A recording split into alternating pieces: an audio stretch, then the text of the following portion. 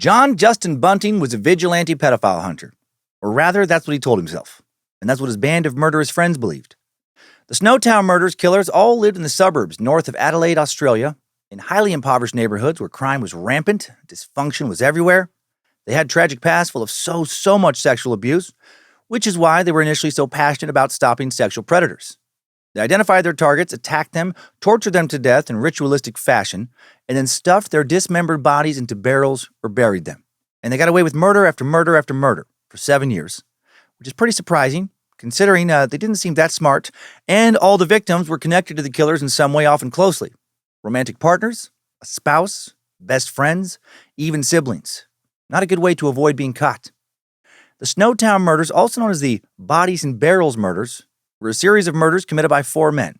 The ringleader, John Justin Bunting, and his lackeys, Robert Joe Wagner, Jamie Vlasakis, and Mark Hayden.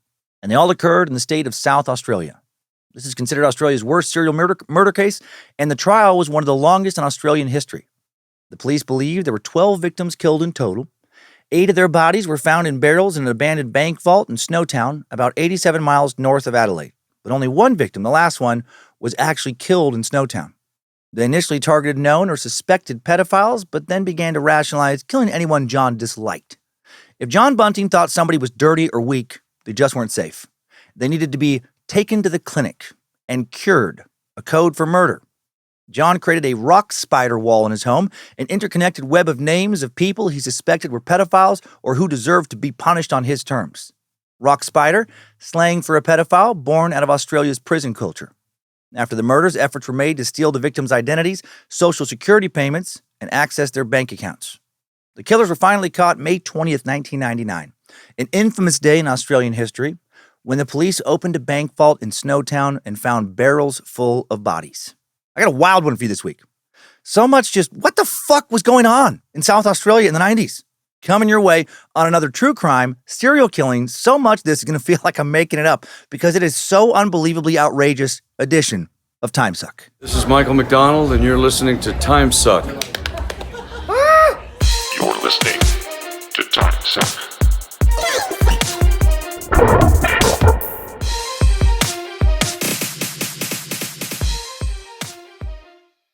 Well, happy Monday and welcome to the Cult of the Curious. I'm Dan Cummins, sucked him his prime, guy with quite a few tattoos at this point, but both pinkies, so you know I'm not Yakuza. Or I'm a really good Yakuza. Angel investor in Bob's Bountiful Bonsai Fruit.biz. And you are listening to Timesuck.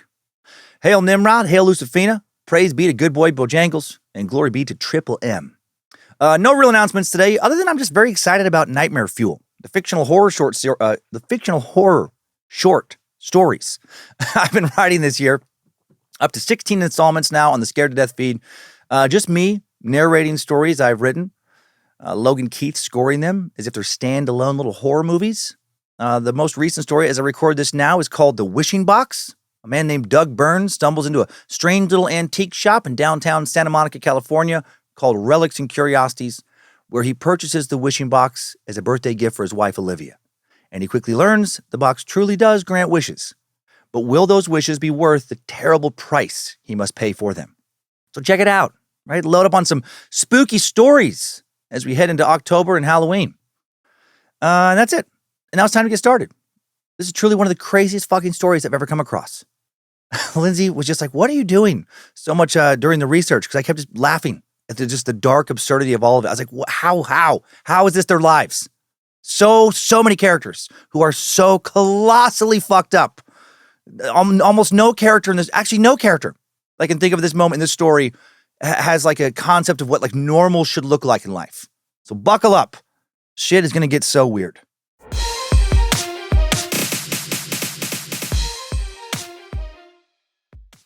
Starting off today with a brief introduction to the state of South Australia, where the murders took place, followed by a full timeline of the Snowtown/Bodies in Barrels murders. Let's get to know our setting. If it even is a real place and not just a conspiracy like a small band of smooth brains somehow able to type thoughts out and put them on the internet seem to believe. If real, Australia has 6 states and 2 internal territories. The states are South Australia, New South Wales, Victoria, Queensland, Western Australia, and Tasmania. And the internal territories are the Northern Territory and the Australian Capital Territory. The Australian Capital Territory isn't a state because it's home to Australia's federal government. Seems very similar to the District of Columbia here in the States to me. And the Northern Territory is in the state because it is a barren fucking wasteland. Maybe wasteland is harsh, but despite its massive size, has very, very few people. Doesn't seem like a place that's built for a lot of towns. It is a little bit of a wasteland in most parts. It's over 520,000 square miles in size, has a total population of just under 250,000 people. To compare that to the U.S., it is roughly twice the size of Texas, but Texas has over 120 times as many people. And it's hot as fuck. Temperatures soar over 100 degrees Fahrenheit every single month of the year except July, in the middle of the Australian winter, when it really cools off, and the heat has only ever reached 99.5 degrees. Over half the people in the territory live in the small city of Darwin, which has just over 127,000 people, a city that has almost been entirely rebuilt 4 times in the last 130 years, following 3 devastating cyclones and Japanese air raids during World War II. Cyclone Tracy in 1974 hit poor Darwin on Christmas Day, destroyed over 70% of all the city's buildings, including over 80% of all the homes, all the residences. But on a positive note, houses are pretty cheap there. Much more cheap than a lot of places in Australia. About a third of what they cost in Sydney. So, if you're willing to live there, that's good.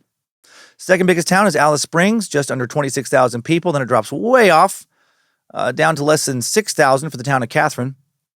And I know we're not here to talk about Australia's Northwest Territory. I just had no idea it was that just beaten down and kind of desolate.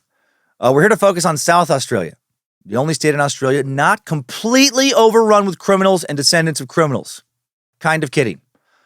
The British Empire did choose Australia to be the site of a penal colony, and many of the first European inhabitants of Australia were criminals transported from Britain and Ireland primarily. However, the state of South Australia, that's where the good Australians settled. You need to be nervous, very nervous, everywhere else in Australia, but not in South Australia. I'm kidding again. But I say that because South Australia was actually intentionally created to be a colony of free men who would bring good to Australian society. South Australia, the only Australian state to have never received any British convicts to aid in the original settlement. Ironically, the idea for a criminal-free Australian state was dreamt up by a criminal in the 1830s. Edward Gibbon Wakefield, he thought of this while he was a prisoner in London's Newgate prison. Wakefield would become a key figure in the colonization of South Australia. And he was in prison because he had raped several kangaroos during his first trip to Australia. Or he actually never went to Australia and was convicted of something still gross but less outrageous. He abducted a 15-year-old heiress, a girl half his age, from her school, took her to France to wed her. The marriage, never consummated, was annulled, and he was convicted of a misdemeanor and sentenced to 3 years in jail.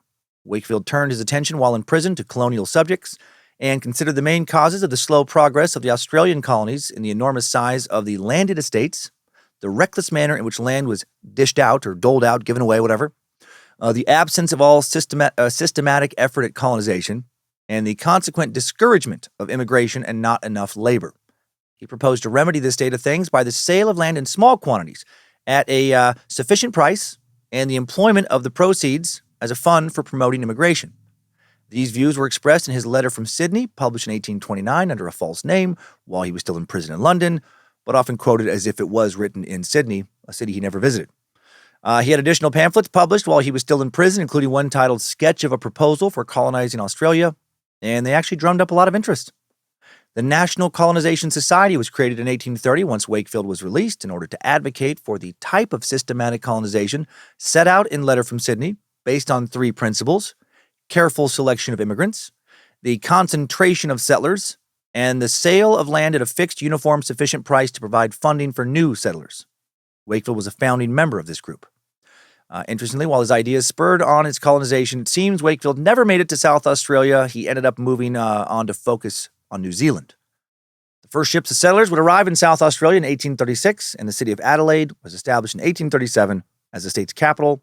Remains the state's largest city with almost 1.5 million people. The state has as a whole, has only a little over 1.8 million. Outside of Adelaide and surrounding suburbs, it is like most of Australia, once you get away from the coastline, pretty sparsely populated. Adelaide, known for having architecture and attitudes that are overwhelmingly British. The fifth largest city in all of Australia, for years it was considered more conservative and quieter than the nation's other major cities. Seems to have really thrived in recent decades, gotten pretty artsy. It looks absolutely gorgeous now, based on YouTube videos. Architectural Digest just ranked Adelaide as the most beautiful city in the world earlier this year. Talk about high praise. Most beautiful city on earth. Never been, but it does look gorgeous. It has an amazing park system, super modern high-rises and art installations, tons of institutions of higher learning. There are 3 public universities, 1 private university in Adelaide, as well as 3 satellite campuses for foreign universities, numerous research centers, like a lot of them, art galleries, bunch of museums, botanical gardens, loads of festivals, live music venues, 2 Australian rules football teams, great public transport, and so much more.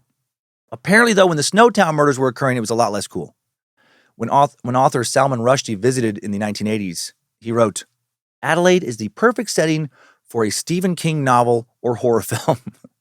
And Adelaide had a reputation for being a bit more murdery than other Australian cities, even though the homicide rate is actually below the national average. Still has that reputation. Some criminologists argue that South Australia had for years been unfairly described as being more dangerous than other areas of Australia because it just happens to have had more exceptionally deviant or newsworthy murders than other states. According to author Debbie Marshall, who wrote the 2006 book, Killing for Pleasure, the definitive story of the Snowtown serial murders, one of the main sources we used in the upcoming timeline, South Australia has a social atmosphere that is distinctly its own. In this, it is very like Christchurch in New Zealand, which is also a Wakefield-designed city, flat and ordered, and which also has a higher percentage of deviant, bizarre crime. There is a sense of correctness, politeness, conformity in both places, a social hierarchy, and that the pioneering families who go back generations hold the prestige and those who don't aren't in the same league. The social atmosphere of a city or state contributes to the crime rate. Where people hold on to their feelings, are repressed and uptight, you might expect that some will develop deviant behaviors that will explode in violence. There is a sense of isolation in South Australia, and that can also help to give rise to antisocial or psychopathic behavior. Interesting. Not sure she's correct, but interesting. Some of the particularly deviant crimes that have occurred in South Wales over the years were the 1976 and 1977 Truro murders, when 2 men fresh out of prison for rape convictions, Christopher Worrell and James Miller, raped and killed 7 girls and young women between the ages of 15 and 26. There were also the family murders. 5 murders speculated to have been committed by a loosely connected group of individuals who came to be known as the family. The group was believed to be involved in the kidnapping and sexual abuse of a number of teenage boys and young men, as well as the torture and murder of 5 young men aged between 14 and 25 in Adelaide in the 70s and 80s.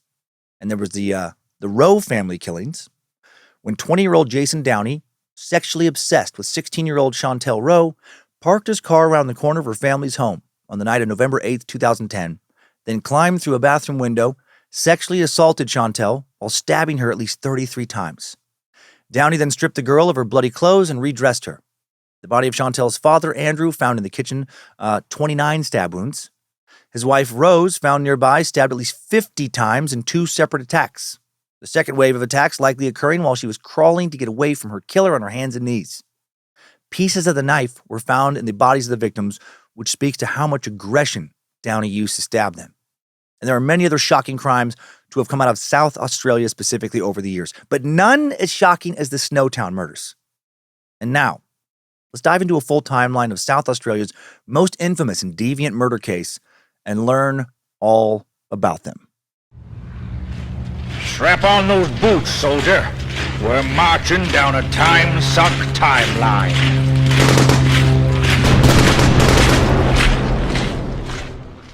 As I mentioned, one of our main sources for this timeline is the 2006 book, Killing for Pleasure, the definitive story of the Snowtown serial murders by Debbie Marshall. Debbie's a freelance journalist and author who traveled to Snowtown and studied the case extensively. And one more quick note, most of the murders in this case took place in the northern suburbs of Adelaide. The perpetrators and their families moved around a lot, so you'll see a lot of location shifts in the timeline. And due to the nature of the kidnappings and the guilty parties not confessing to the full details of their crimes, we don't have exact dates for several murders, just kind of a date range. And the date ranges in the timeline come from the appendix of Marshall's book. Now, no more disclaimers and explanations. Here we go. John Justin Bunting, born September 4th, 1966, in Inala, Queensland. Inala has been described as an impoverished southwestern suburb of Brisbane. In 1950, Inala was sold to the Queensland Housing Commission and was developed to house veterans and their families. Many residents were migrants from Europe and the UK. In the subsequent decades, not the UK is not in Europe, but I should have said the UK and the rest of Europe would have been better. In the subsequent decades, Inala developed a high crime and unemployment rate, and John grew up there as an only child. His mother, Jan, has been described as upright and immaculate, so very morally rigid. Certainly not the worst way to be. Certainly not cause to blame her, for John's killings. Of course I grew up to be a murderer. My mom was exceptionally good. You try being raised in that shadow. His father, Tom, did not wear the pants in the family, was no match for her domineering personality. John's parents, both hard workers, law-abiding people, both held steady jobs. None of this would rub off on their boy. Jan was an office secretary. Tom worked in a printing factory. Tom's passion was playing guitar, but not very good. Had a wee bit of trouble playing the guitar after parts of several fingers were severed off in a freak accident with some sort of guillotine-looking blade at a print factory. Lots of fingers getting lost between last week's Yakuza episode and Tom here. It's been a fucking hard 2 weeks for fingers here in the Suckverse. The Bunting family mostly kept to themselves. They weren't known for being very chatty with their neighbors. They were private. John's sloppy habits made his mother irritable as she valued keeping a tidy home. John felt like his mother continually invaded his privacy when she looked through his things and cleaned up after him. Well, maybe don't be such a fucking slob, Johnny boy. John had a passion for collecting things as a kid. He enjoyed science, especially chemistry. At home, he learned how to make things like rockets and stink bombs. Oh, stink bombs. Those ever get exploded in classrooms anymore? I remember kids bringing those to school and really pissing off teachers and a lot of their fellow classmates with the stink bombs. Not sure if they're still a thing. My kids have certainly never talked about them. One of John's favorite things to do growing up was to experiment with chemicals like nitric acid, brake fluid, and chlorine. He was a fucking weird kid. He also enjoyed drowning and otherwise torturing spiders in a lot of these chemicals. But those spiders would soon get their revenge. John claimed that when he was 8 years old, he was raped by the older brother of his school friend who locked the two boys in his room and strapped them to the bed. Some spiders had talked him into it, and they would supervise the abuse. No, that's insane. I'm pretty sure spiders had nothing to do with this, but that would be a particularly scary spider. One that does not bite you, instead talks people into raping you. I'm a little scared of a brown recluse, and like a black widow. I would be very scared of a sweet-talking rape spider. If those kind of spiders were to exist anywhere in the world, they would probably exist in Australia. It's got to be the world's creepy spider capital. Anyway, the brother had apparently been raping his younger brother John's friend for years. And I say apparently, you'll see why in a second. I don't believe this story. But John said, this older brother punched John in the mouth when he cried out. Then when it was over, John said he bragged about what he had done to his friends who came over and then took turns raping the boys. The boys were also beaten and burned with cigarettes. Then they were interrupted by the friend's father who shouted at the teens to let the boys go and help untie them. And he helped untie them. I am so skeptical when sadistic murderers talk about what happened to them when they were kids. I mean, this certainly could have happened, but very odd to me that the dad would just yell at his teen son to stop burning his little brother and his little brother's friends with cigarettes and beating them after tying them to a bed. Just, oi, hey, knock it off. How many times have I told you? Stop tying your brother up, burning him. Or what if the dad interrupted them mid-rape? Oi, how many times have I told you stop rooting your brother, his friends? Stop buggering his friend's butthole, for fuck's sake. No more burning him, I'm serious. I mean, I guess his dad could have been that much of a psycho, but this detail is weird to me. And the story gets, there's other problems as it goes on. John said when he got home, his mom scolded him for being late before she noticed the bruises on his face. John then told her he fell off his bike. He said he was too ashamed to tell her the truth. John didn't talk about what happened for many years. When he finally did, he just called the rape his accident. He told people that the attacker left his house to avoid his parents and then drove off on, like the main attacker, like the older brother. Left his house to avoid his parents, drove off on his motorcycle, and then crashed it into a bus and was killed. But he said earlier that the attacker attacked him at somebody else's house, at his friend's house. So why is the attacker now fleeing from his house? Right? The story doesn't add up. John said the other teen attackers followed him for months, shouting obscenities, chasing him through parks, once running him off the road while he was on his bike. Also dragged him into their car and threatened, if we get a hold of you again, you're dead. And that doesn't make any sense. Why would these kids go to the trouble of chasing him for months? And then they finally catch him just to tell him that the next time they catch him, that's when they're going to kill him. And if they raped him before, why didn't they try and do anything this time? John said he was angry and afraid, but still told no one. And did I mention that John will gain a reputation for being a notorious, outrageous liar? Yes, he will. However, something may have happened to him, as we'll see throughout the timeline. Many people involved in this case were truly sexually abused as children. John, though, I'm skeptical of anything John says. At the age of 13, John maybe met a man named Benny, who was in his 40s. And growing up, Benny apparently suffered extreme physical abuse at the hands of his father. John asked Benny to help with his problem, with these kids chasing him. And Benny promised him protection from those kids. But in exchange, he asked John to play bait for him. Benny had John wait on street corners to lure child predators. And when they asked John if he wanted to go with them and, do something sexual, John would say yes, but he had to go tell his older brother first. This is what he's saying. He said he would then lead the men around the corner where Benny would just lie in wait, and he would just beat the fuck out of these guys with John's help, this 13-year-old's help. No way. I wish that story was true, but no way. At the age of 17, John said he got a job. This is my favorite lie of his.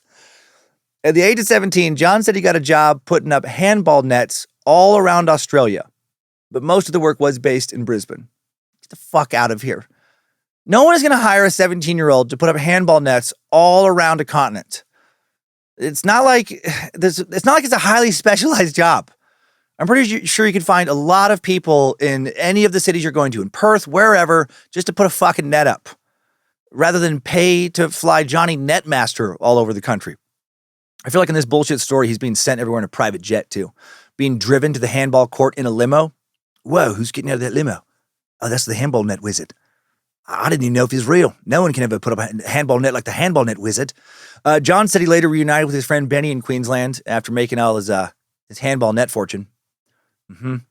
According to future conspirator Jamie Vlasakis, he and Benny did a few murders. Benny taught him what to do.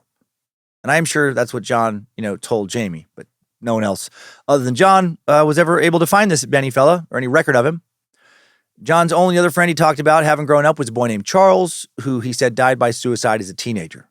And I'm not sure if he's real either.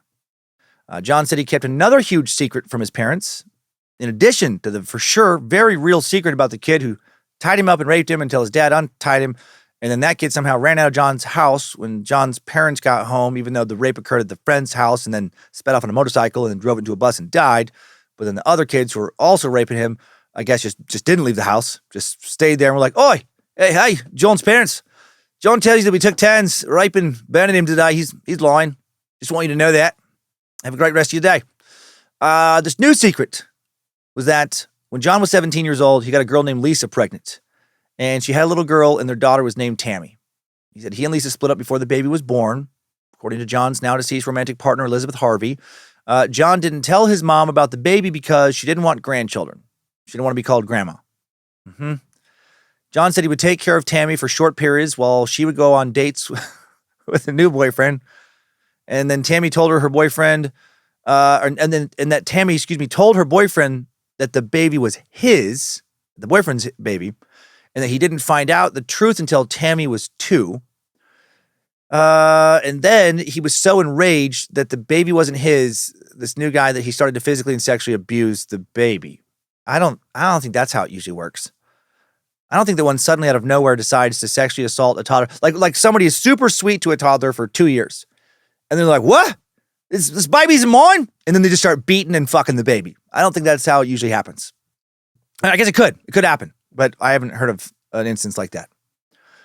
John's baby mama, Lisa, then asked young John to buy 2 plane tickets with all that, sweet handball net cash he had, so that she could move to England to live with the man she planned to marry and take, John's baby so he'd never see his baby again. And John just did that. He just bought him the tickets. And Lisa and Tammy just never returned to Australia. So that totally happened. Then John and his imaginary vigilante friend Benny continued their violent escapades.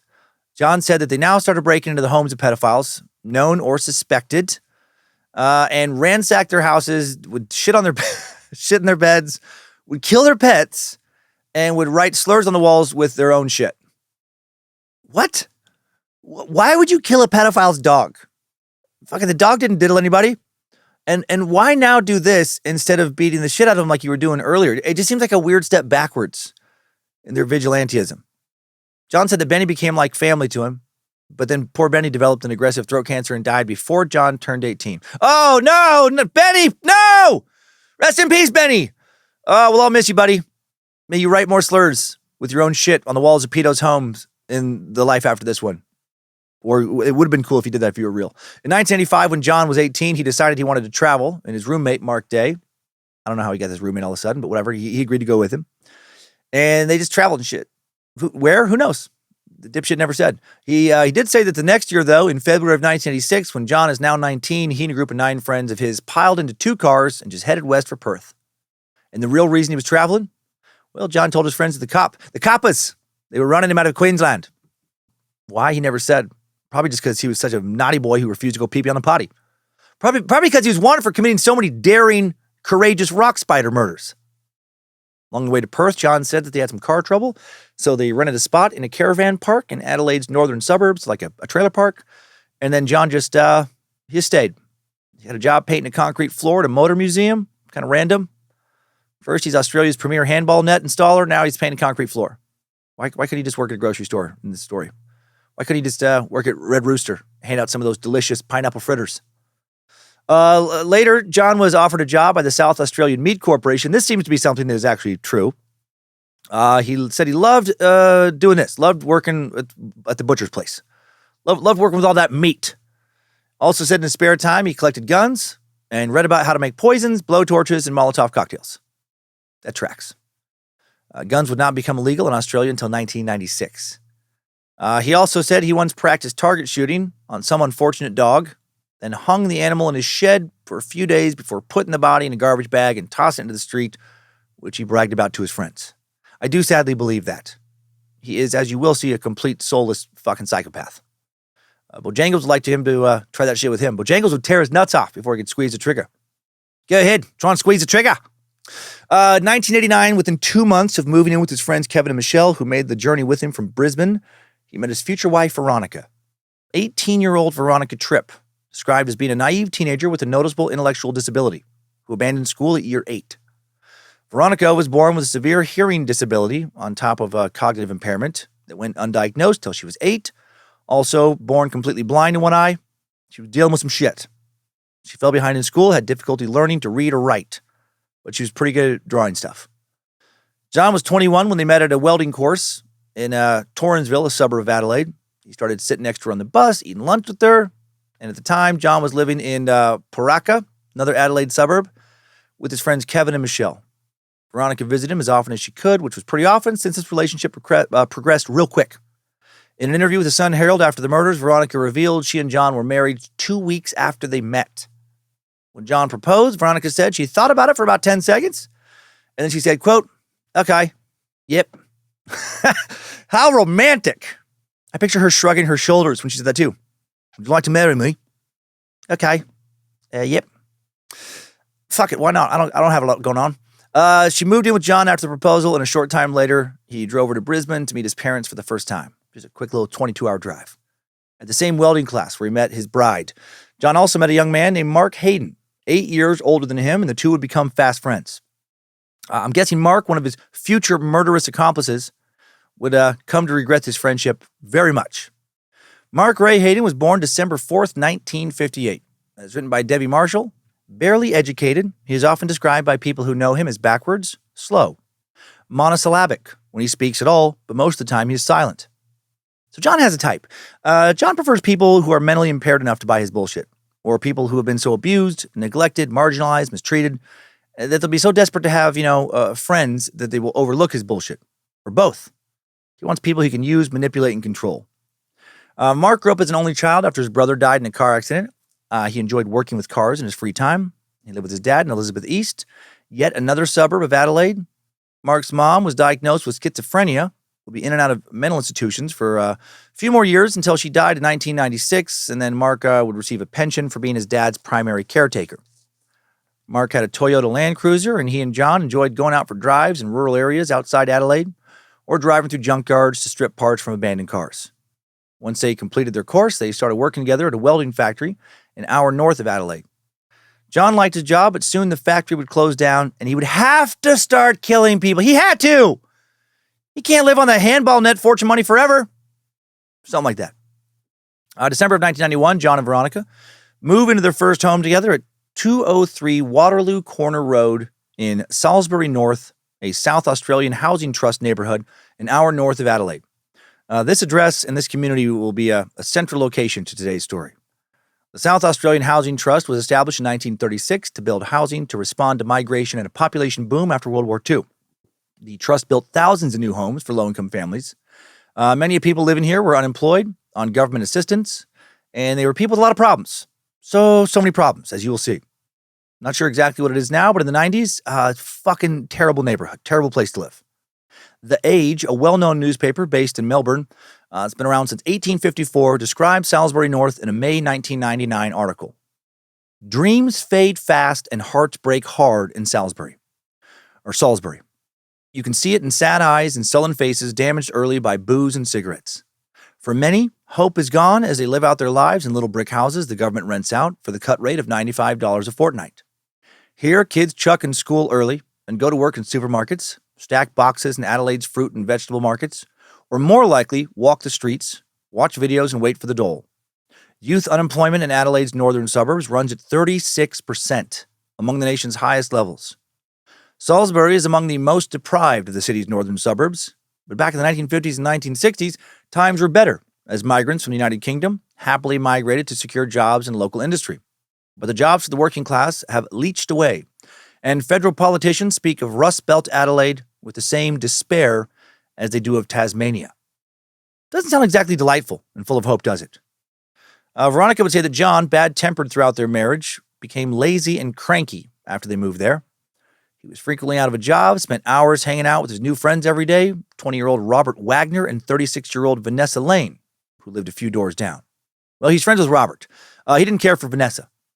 Let's meet Robert now, another one of the other Snowtown Murders killers. Then we'll meet Vanessa, a big character in the story as well. Robert Joe Wagner, so Bobby Joe, but not Bobby Willie, was born November 28th, 1971 in Parramatta, New South Wales.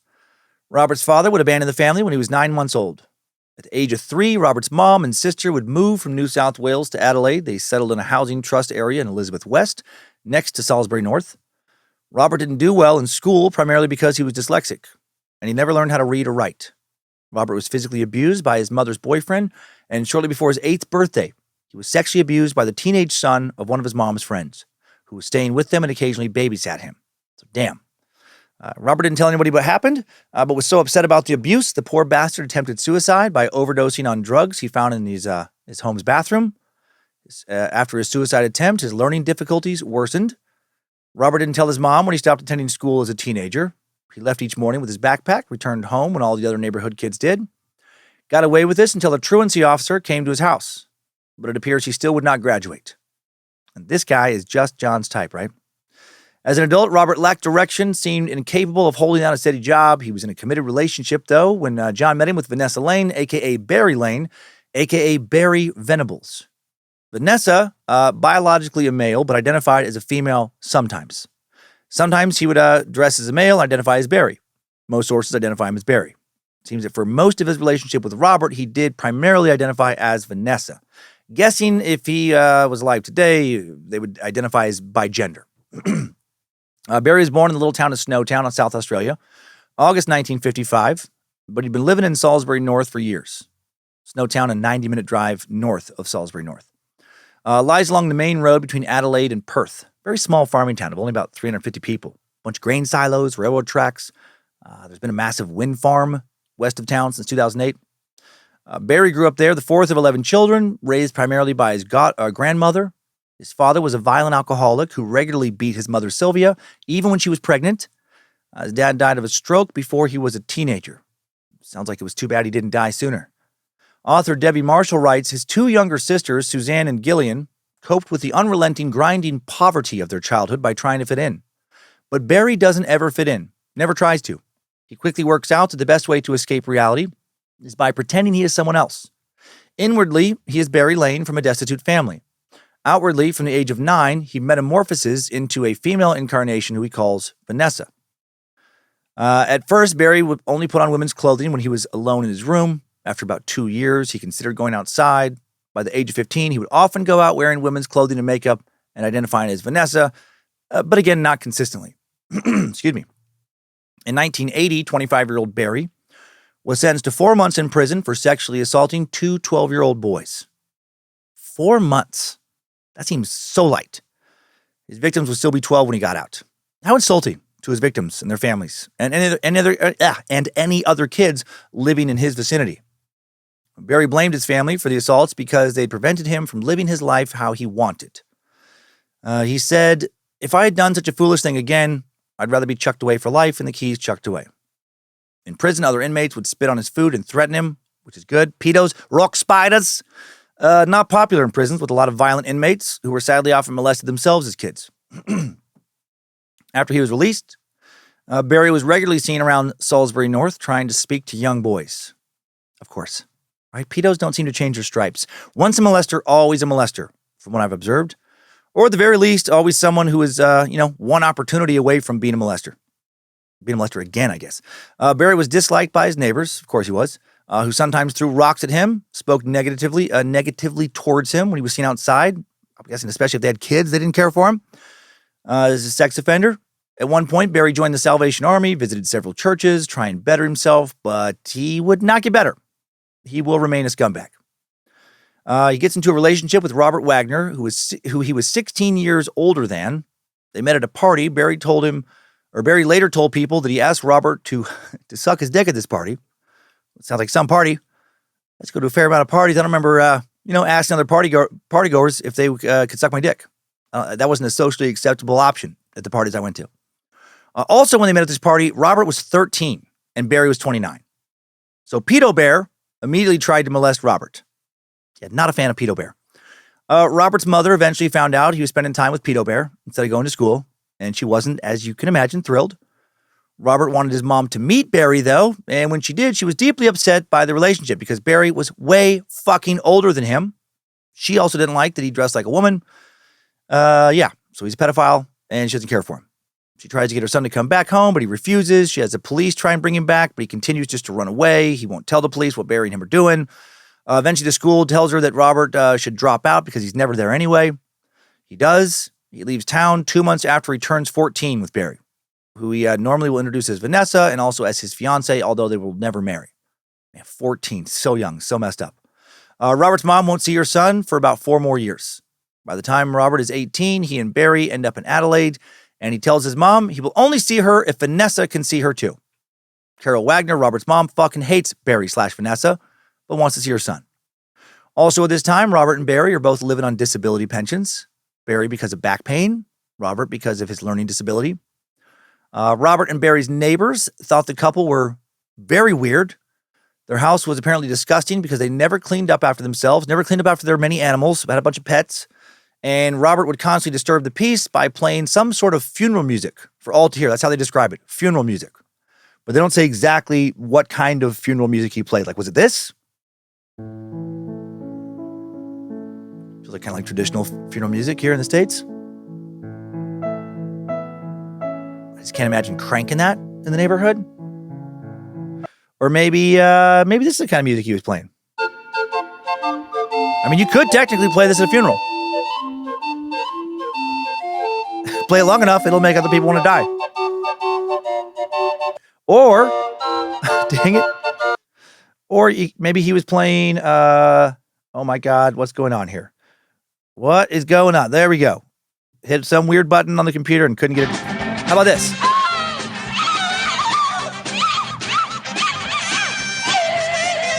I mean, that's music that makes me want to have my own funeral. Oh, Yoko.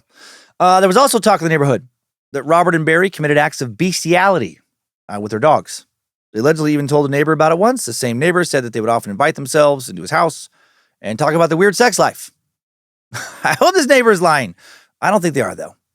Just after getting through all this information before I sat down here to record, I think they probably were dog fuckers. How do you bring that up to your neighbor? Excuse me, do you have a bottle of olive oil we could borrow? What are we cooking? Nothing, why? No, we just keep trying to fuck Max, but his very little chocolate starfish, it's so fucking tight, you know? Dogs, am I right? So fun to own, but so hard to fuck. Robert and Vanessa were also physically abusive to each other, would get into heated fights and arguments often. In addition to all of this craziness, Robert, quote, worshipped Hitler. So that's interesting. So much so that one of their dogs was named Adolf. And he tried several times to get a swastika tattooed onto his fucking forehead, but could not find a tattoo artist in the area willing to do it. Like I said, there's some characters in this tale. Robert would later get involved with a right-wing hate group called National Action, described by author Debbie Marshall as bully boys with extreme reactionary neo-Nazi views who preach racial purity and employ terror tactics similar to the Ku Klux Klan. What a fun group. How do you feel superior to anyone else in any way when you are a dirty dog fucker? Robert would only be a member for a year and a half, or about a year and a half, and then he'd get kicked out for being too radical. I picture him constantly trying to steer their racist agenda into bestiality at meetings. What are we here for? White power! And who is our enemy? Mostly the Jews, but also a lot of other people. And what do the Jews want to do with our dogs? Not sure, honestly. Didn't expect that question. They want to fuck them. And why won't we let them? What's happening? Getting more uncomfortable with the direction this meeting's taking by the second. We won't let them fuck them because no one fucks our dogs but us. White power. Robert Skews. John Bunting, the neighbor at 205 Waterloo Corner Road, already knew Robert Wagner and Barry Lane. And then Robert, Barry, and Skews would all meet John and Veronica the day they moved in. Robert, Joe, Barry, and Mark Hayden will now spend a lot of time hanging around the Bunting household. And sometimes Skews will as well. He's a very minor character, though, Skews. Fuck Skews. Don't even worry about Skews. They all have the tendency to visit each other's houses just anytime they please. Just people wandering each other's houses. Sometimes they live with the other people, and then they swap around, and then these people are now living with those people. It's all very strange. Robert Joe Wagner, Bobby Joe, and John get along very well. Robert admires John, but John hates Barry and calls him a freak. Yet, John and Barry will spend a lot of time together. They're hanging around the same group of people all the time. It's a very dysfunctional little crew. Since none of these people almost worked, since almost none of these people worked, just rarely worked, Bobby Joe and Barry were able to spend a lot of time in their neighbors' homes. And in 1991, they became friends with 17-year-old Clinton Tresize. There we go. Tresize, the crew's first murder victim. Bobby Joe is 19 at this time. Barry is 35. Clinton was born in December of 1973. His parents divorced when he was 3 years old, and then neither one would raise him for many years, and he would grow up primarily in foster care. But now his parents are visiting him weekly. Clinton is now seeking security and attention. He's another troubled character with another shit childhood in this tale. By mid-1991, he's living in an apartment in the northern suburbs of Adelaide. Barry and Robert will bring Clinton into their friend group, and Pedo Bear starts fucking him because he's a predator who loves underage boys. John Bunting immediately despises Clinton because he's letting Barry fuck him, which makes him gay, and he doesn't like gay people. According to a 1999 article from The Age, that newspaper based in Melbourne, Clinton was in a sexual relationship with creepy Barry during his relationship with Wagner. Yeah, okay, so they got a little tryst going on here. In the summer of 1992, Clinton Tresize, now 18 years old, is murdered in John Bunting's living room between July 9th and August 31st. Why was he killed? Not sure with this one. We know more details about the other murders than we do with this one. But he was bashed to death with a shovel in John Bunting's living room after being invited inside for a little social visit. John had accused Clinton of being a pedophile and referred to him in conversations after his murder as Happy Pants. Not sure why he called him Happy Pants. It seems Robert Joe Wagner and Barry were also present when John killed Clinton. Doesn't seem anybody else was. Eventually, people in the neighborhood noticed that Clinton has disappeared. When asked about him, Robert Wagner will say, he's a drifter, could be anywhere. Barry spoke to Clinton's sister Sherry shortly after he was murdered, and Bobby Joe interrupted their conversation, screaming, "What have you been saying? Get back inside!" Not suspicious at all. By August of 1992, Sherry is very worried about Clinton. She's trying to call him constantly. Obviously, can't get a hold of him. That September, she and her dad go to his apartment again to try and see if he has showed up at home, but the housing trust informs them that his tenancy has been terminated, and they are given a key to his flat. They go inside. There's no signs of life. The flat is dirty with rotten smell, permeating the air. Then after Clinton disappears, Barry goes to Veronica and asks her not to tell John what he was about to share with her. Barry tells her that John killed one of their friends but won't say who, and that he helped get rid of the body. Veronica brings all this up to John once he comes home. John denies it, reminds Veronica that Barry is a liar. But Veronica has to know that John is also a liar at this point. A month later, Barry tells Veronica the same story, but with more details this time. He says John snuck up behind the victim in the living room of their home, hit him in the head with a shovel, and that they then buried his body in Lower Light. It's a little community about 20 miles from Salisbury North. He said all this occurred on a night that they left her alone with the cats for a few hours at his house. Barry pleaded with her not to tell John, saying he'll come after me if he knows I've told someone. But Veronica does bring it up to John again, and this time when Veronica confronts him, he admits, yeah, I killed him. I killed Clinton. Also didn't seem bothered at all by what he had done, and he was angry, though, that Barry had told her that. Veronica was now warned to keep quiet or else. John told her, quote, say anything to anyone and you'll end up like the person at Lower Light. So shut the fuck up. Lower Light where they buried Clinton again. John and Veronica had been living at 203 Waterloo Corner Road for almost a year now, by late 1992. And around this time, John starts digging a big old hole in their backyard.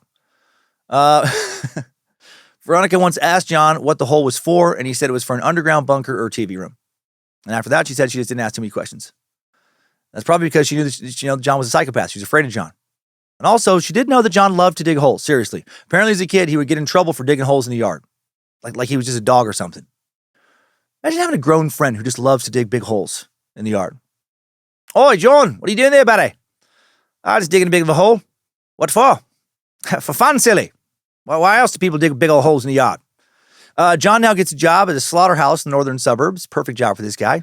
Right, he's back butchering, killing. He's good at it. He gains reputation amongst his coworkers for having exceptional knife skills and cutting up carcasses in record time. Great skill set for a murderer. Over dinner, he will speak obsessively about cutting into carcasses and how much he enjoys watching animals die. So that's some fun dinner table talk for him and Veronica. How was your day? Oh, so good. So good. I got to kill about a dozen cows today. Oh, I was supposed to use the bolt gun, but they let me have at him with a knife. Oh, shit, it was awesome. Should have seen it. About broke the blade, punch stabbing those motherfuckers. Fucking bovine pieces of shit. Can you pass the gravy? John smelled terrible when he'd come home from work each day, which was not a problem for him because another fun fact about John, doesn't have a sense of smell, born without one. That'll come in handy for him down the road. What a ghoul. Just a dude who can't smell, who loves to hurt animals, loves to kill shit, bash people in the heads with shovels, dig holes in the yard. After a few months of working on his giant backyard hole, it is like huge. I couldn't find a picture of the hole, but I found a picture of the crime scene later when they're like re-looking into the hole, and it basically takes up the entire backyard. So weird. Well, after a few months of working on it, John enlists Mark Hayden to help him also work on the hole. Now we got two weirdos just digging this big old hole in the backyard, just for fucking months. Soon they get Robert Wagner, Bobby Joe, start digging with him. Just three murderous weirdos, shovels, digging a hole in the yard. Also, Bobby Joe was supposed to be too disabled to get a job, but, not too disabled to dig a murder hole in the backyard. Barry becomes jealous that Bobby Joe is spending too much time digging with John and Mark. John's wife, Veronica, she's getting annoyed with John and all his digging. Also, he started to bring some random young people into their home, mostly teens struggling with addiction. He'll allow them to sleep at the home, give them advice. What kind of advice was that loon dishing out? I've learned a few things in my day. If you don't like your boss, you just quit. You can always find another job. And better yet, you can get money from the government. So fuck jobs, Also, you don't like someone, well, you kill them. As long as you bury the body before the cops find it, you don't get in trouble, do you? Most importantly, you dig a hole in your backyard, big one. Turn it into a TV room, hide bodies, might find buried treasure. A lot of benefits to holes. John is also getting frustrated with Veronica because he wants to have kids and she does not. He needs somebody to help him with he needs more help. He needs more labor for his goddamn hole, Veronica. Just think of how big this hole could be if he had a bunch of kids working on it. At some point in the mid-90s, sources don't say exactly when, John stops working in the slaughterhouse after breaking his arm in a motorcycle accident. It's good, give him more time to focus on his hole. After his arm heals up, he does get a job with Mark at a local foundry. John loved to work there, but hated the fact that he had to cut his long hair for the job. And he resigned 8 months later due to a back injury, and he goes on disability, but is able to keep digging his hole. I love that everybody's on disability in this. These fuckers just cannot hold down a job, right? Why work? It's not fun. Why work when you can get the government to pay you to stay home, dig holes, advise wayward teens, fuck dogs, murder people? With all his new spare time, John continues bringing many people into the house. Robert, Mark, and Barry continue to be his most frequent visitors. Also continues digging his hole. Soon, old Johnny Gravedigger will somehow meet a new love interest because there really is something for everybody, or someone for everybody.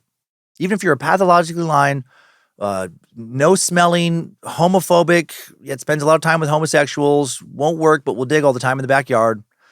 Already married piece of shit like John Bunting. Let's now take a moment to introduce the newest character in the story, Elizabeth Harvey. She'll at the very least be present for one of the murders and assault the murder victim. Elizabeth Harvey was a single mom who struggled with severe mental issues. So she was just John's type. Born in September of 1953, she had an extremely difficult childhood. Her father was distant. Her mom was an abusive alcoholic. They divorced by the time she was 6. And then Elizabeth's mom, Joyce, would often leave the kids at home, go out for long periods, while she would party, get fucked up. Joyce hated her daughter, Elizabeth, because she had tried to abort her unsuccessfully while pregnant. She had literally thrown herself off of a wardrobe when she found out she was pregnant. Just fucking body slammed herself, but was unsuccessful in terminating the pregnancy. Shortly after Elizabeth's dad left the picture, she met a man named George, real piece of shit. He moves in. George not only physically abuses Joyce, he begins to sexually abuse Elizabeth when she is just 7. And when Elizabeth tells her mom at the age of 7, Joyce slaps her and calls her a slut. Fuck. The sexual abuse escalates over the years. George will rape Elizabeth and her sisters, often for many years. The abuse continues until they're teenagers. Joyce was aware George was fucking her daughters for years, and she would get mad at them for being abused. She believed her daughters were, quote, after her man. She is insane and a piece of shit. And to get some revenge on her daughter Elizabeth for having the balls to keep getting raped by her husband or boyfriend, doesn't say if they ever got married, George, she fucks Elizabeth's 16-year-old boyfriend at one point. Do you ever think when you hear shit like this how incredibly lucky so many of us have been just to not have been born into a living hell of a home like this? With a monster for a mom, another monster for a stepdad, a dad who's not in the picture. I am so thankful that neither one of my parents ever tried to fuck me. Seriously. Or brought home somebody who fucked me. Or neglected me to a criminal level. Or just physically abused me to a criminal level. I did have a terrible stepmom for, all of high school who was pretty cruel and insane. For sure, psychologically and emotionally abusive. But nothing like this. Not even in the ballpark. I was very lucky. If you did grow up in a home anything remotely like this, I am so sorry that you had to experience this. And if you are functioning on any level at all, if you're able to hold down a job, put the work in of going to therapy, if you are able to have a family of your own and not treat them like you were treated, you're a fucking legend. You're a hero. I try to grade everyone on a curve because we all start off in so many different situations in life, some of which prepare us for a healthy, normal life so much more than others. And if you're living an A+ life in my book, after you've overcome this bullshit, oh my God, be so proud of yourself. Okay, at the age of 17, Elizabeth attempted to end her life. Her mom at least took her to the hospital so she wouldn't die. It's maybe the one good thing her mom ever did. Elizabeth had her first child then when she was 23. Her son, Troy Eude, born in 1976. Elizabeth sadly still lived in her mom's house of horrors. Wants to get away from her controlling mom. So when Troy turns 2, she answers an ad to be a housekeeper in Broken Hill, New South Wales, a mining town of about 25,000 people, 680 miles west of Sydney and surrounded by desert, once known as the Silver City. The ad was placed by a restaurateur named Spiros Lasakis, who was 17 years Elizabeth's senior. Spiros was born in Egypt, came from a wealthy family. He was once married to a Dutch woman who wanted to move to Australia to save their marriage. That didn't work out, but he did end up staying in Australia. Elizabeth did not end up working as his housekeeper, at least not for very long. She and Spiros became involved in a sexual relationship, even though she noticed that he spent a weird amount of time around young gay men and seemed hyper-focused on her young son, Troy. They married only 3 months after they met. Yeah, you can see where this is going. And almost immediately after getting married, Spiros becomes physically abusive. The cycle continues. Elizabeth becomes pregnant with her son, James, who will be called Jamie, after she said Spiros raped her. James Spiridon Vlasakis, who again will go by Jamie, will be born December 24th, 1979. Christmas Eve. Elizabeth and Spiros already sleeping in separate rooms by this point, by the time he's born, and they get into a court battle over their son, over custody. One day, Spiros breaks into her room, rapes her. Elizabeth becomes pregnant again. She moves out in 1981, but she loses the baby, later moves back in with Spiros, and she will stay with him for years. Then at the age of 3, backing up a little bit, Jamie becomes sick. Doctors thought he had leukemia for a little while. Whatever he really had, it took months for him to recover. By the age of 5, Elizabeth was noticing significant delays in Jamie's speech. He couldn't form coherent sentences. Doctors said he was just a late bloomer.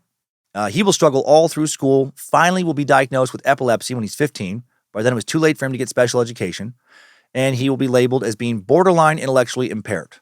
Also, Jamie and his older brother Troy do not get along. They fight frequently, at times pretty violently. Troy once threatened Jamie with a knife. Elizabeth, meanwhile, struggles with severe depression, is heavily medicated. Because of her mental health issues, Elizabeth will later claim she didn't realize her husband Spiros had begun to sexually abuse their child Jamie. Jamie said he was 7 when it started. Fuck. Lasted until his early teens. He would struggle to cope with the trauma for the rest of his life. Spiros Vlasakis dies June 13th, 1986 at the age of 49. Elizabeth becomes further depressed after her husband's death, despite him being a piece of shit who is physically and sexually abusive. Troy learns that Spiros is not his biological father at the funeral. After that, he starts using Elizabeth's maiden name, Yude. So I think some sources said that he was Troy's dad, and then some said these sources weren't. It's all so fucking messy. Months after Spiros dies, Elizabeth starts seeing a man named Marcus Johnson. They'll have an on-again, off-again relationship, get married in 1992, but Elizabeth's not really in love with him.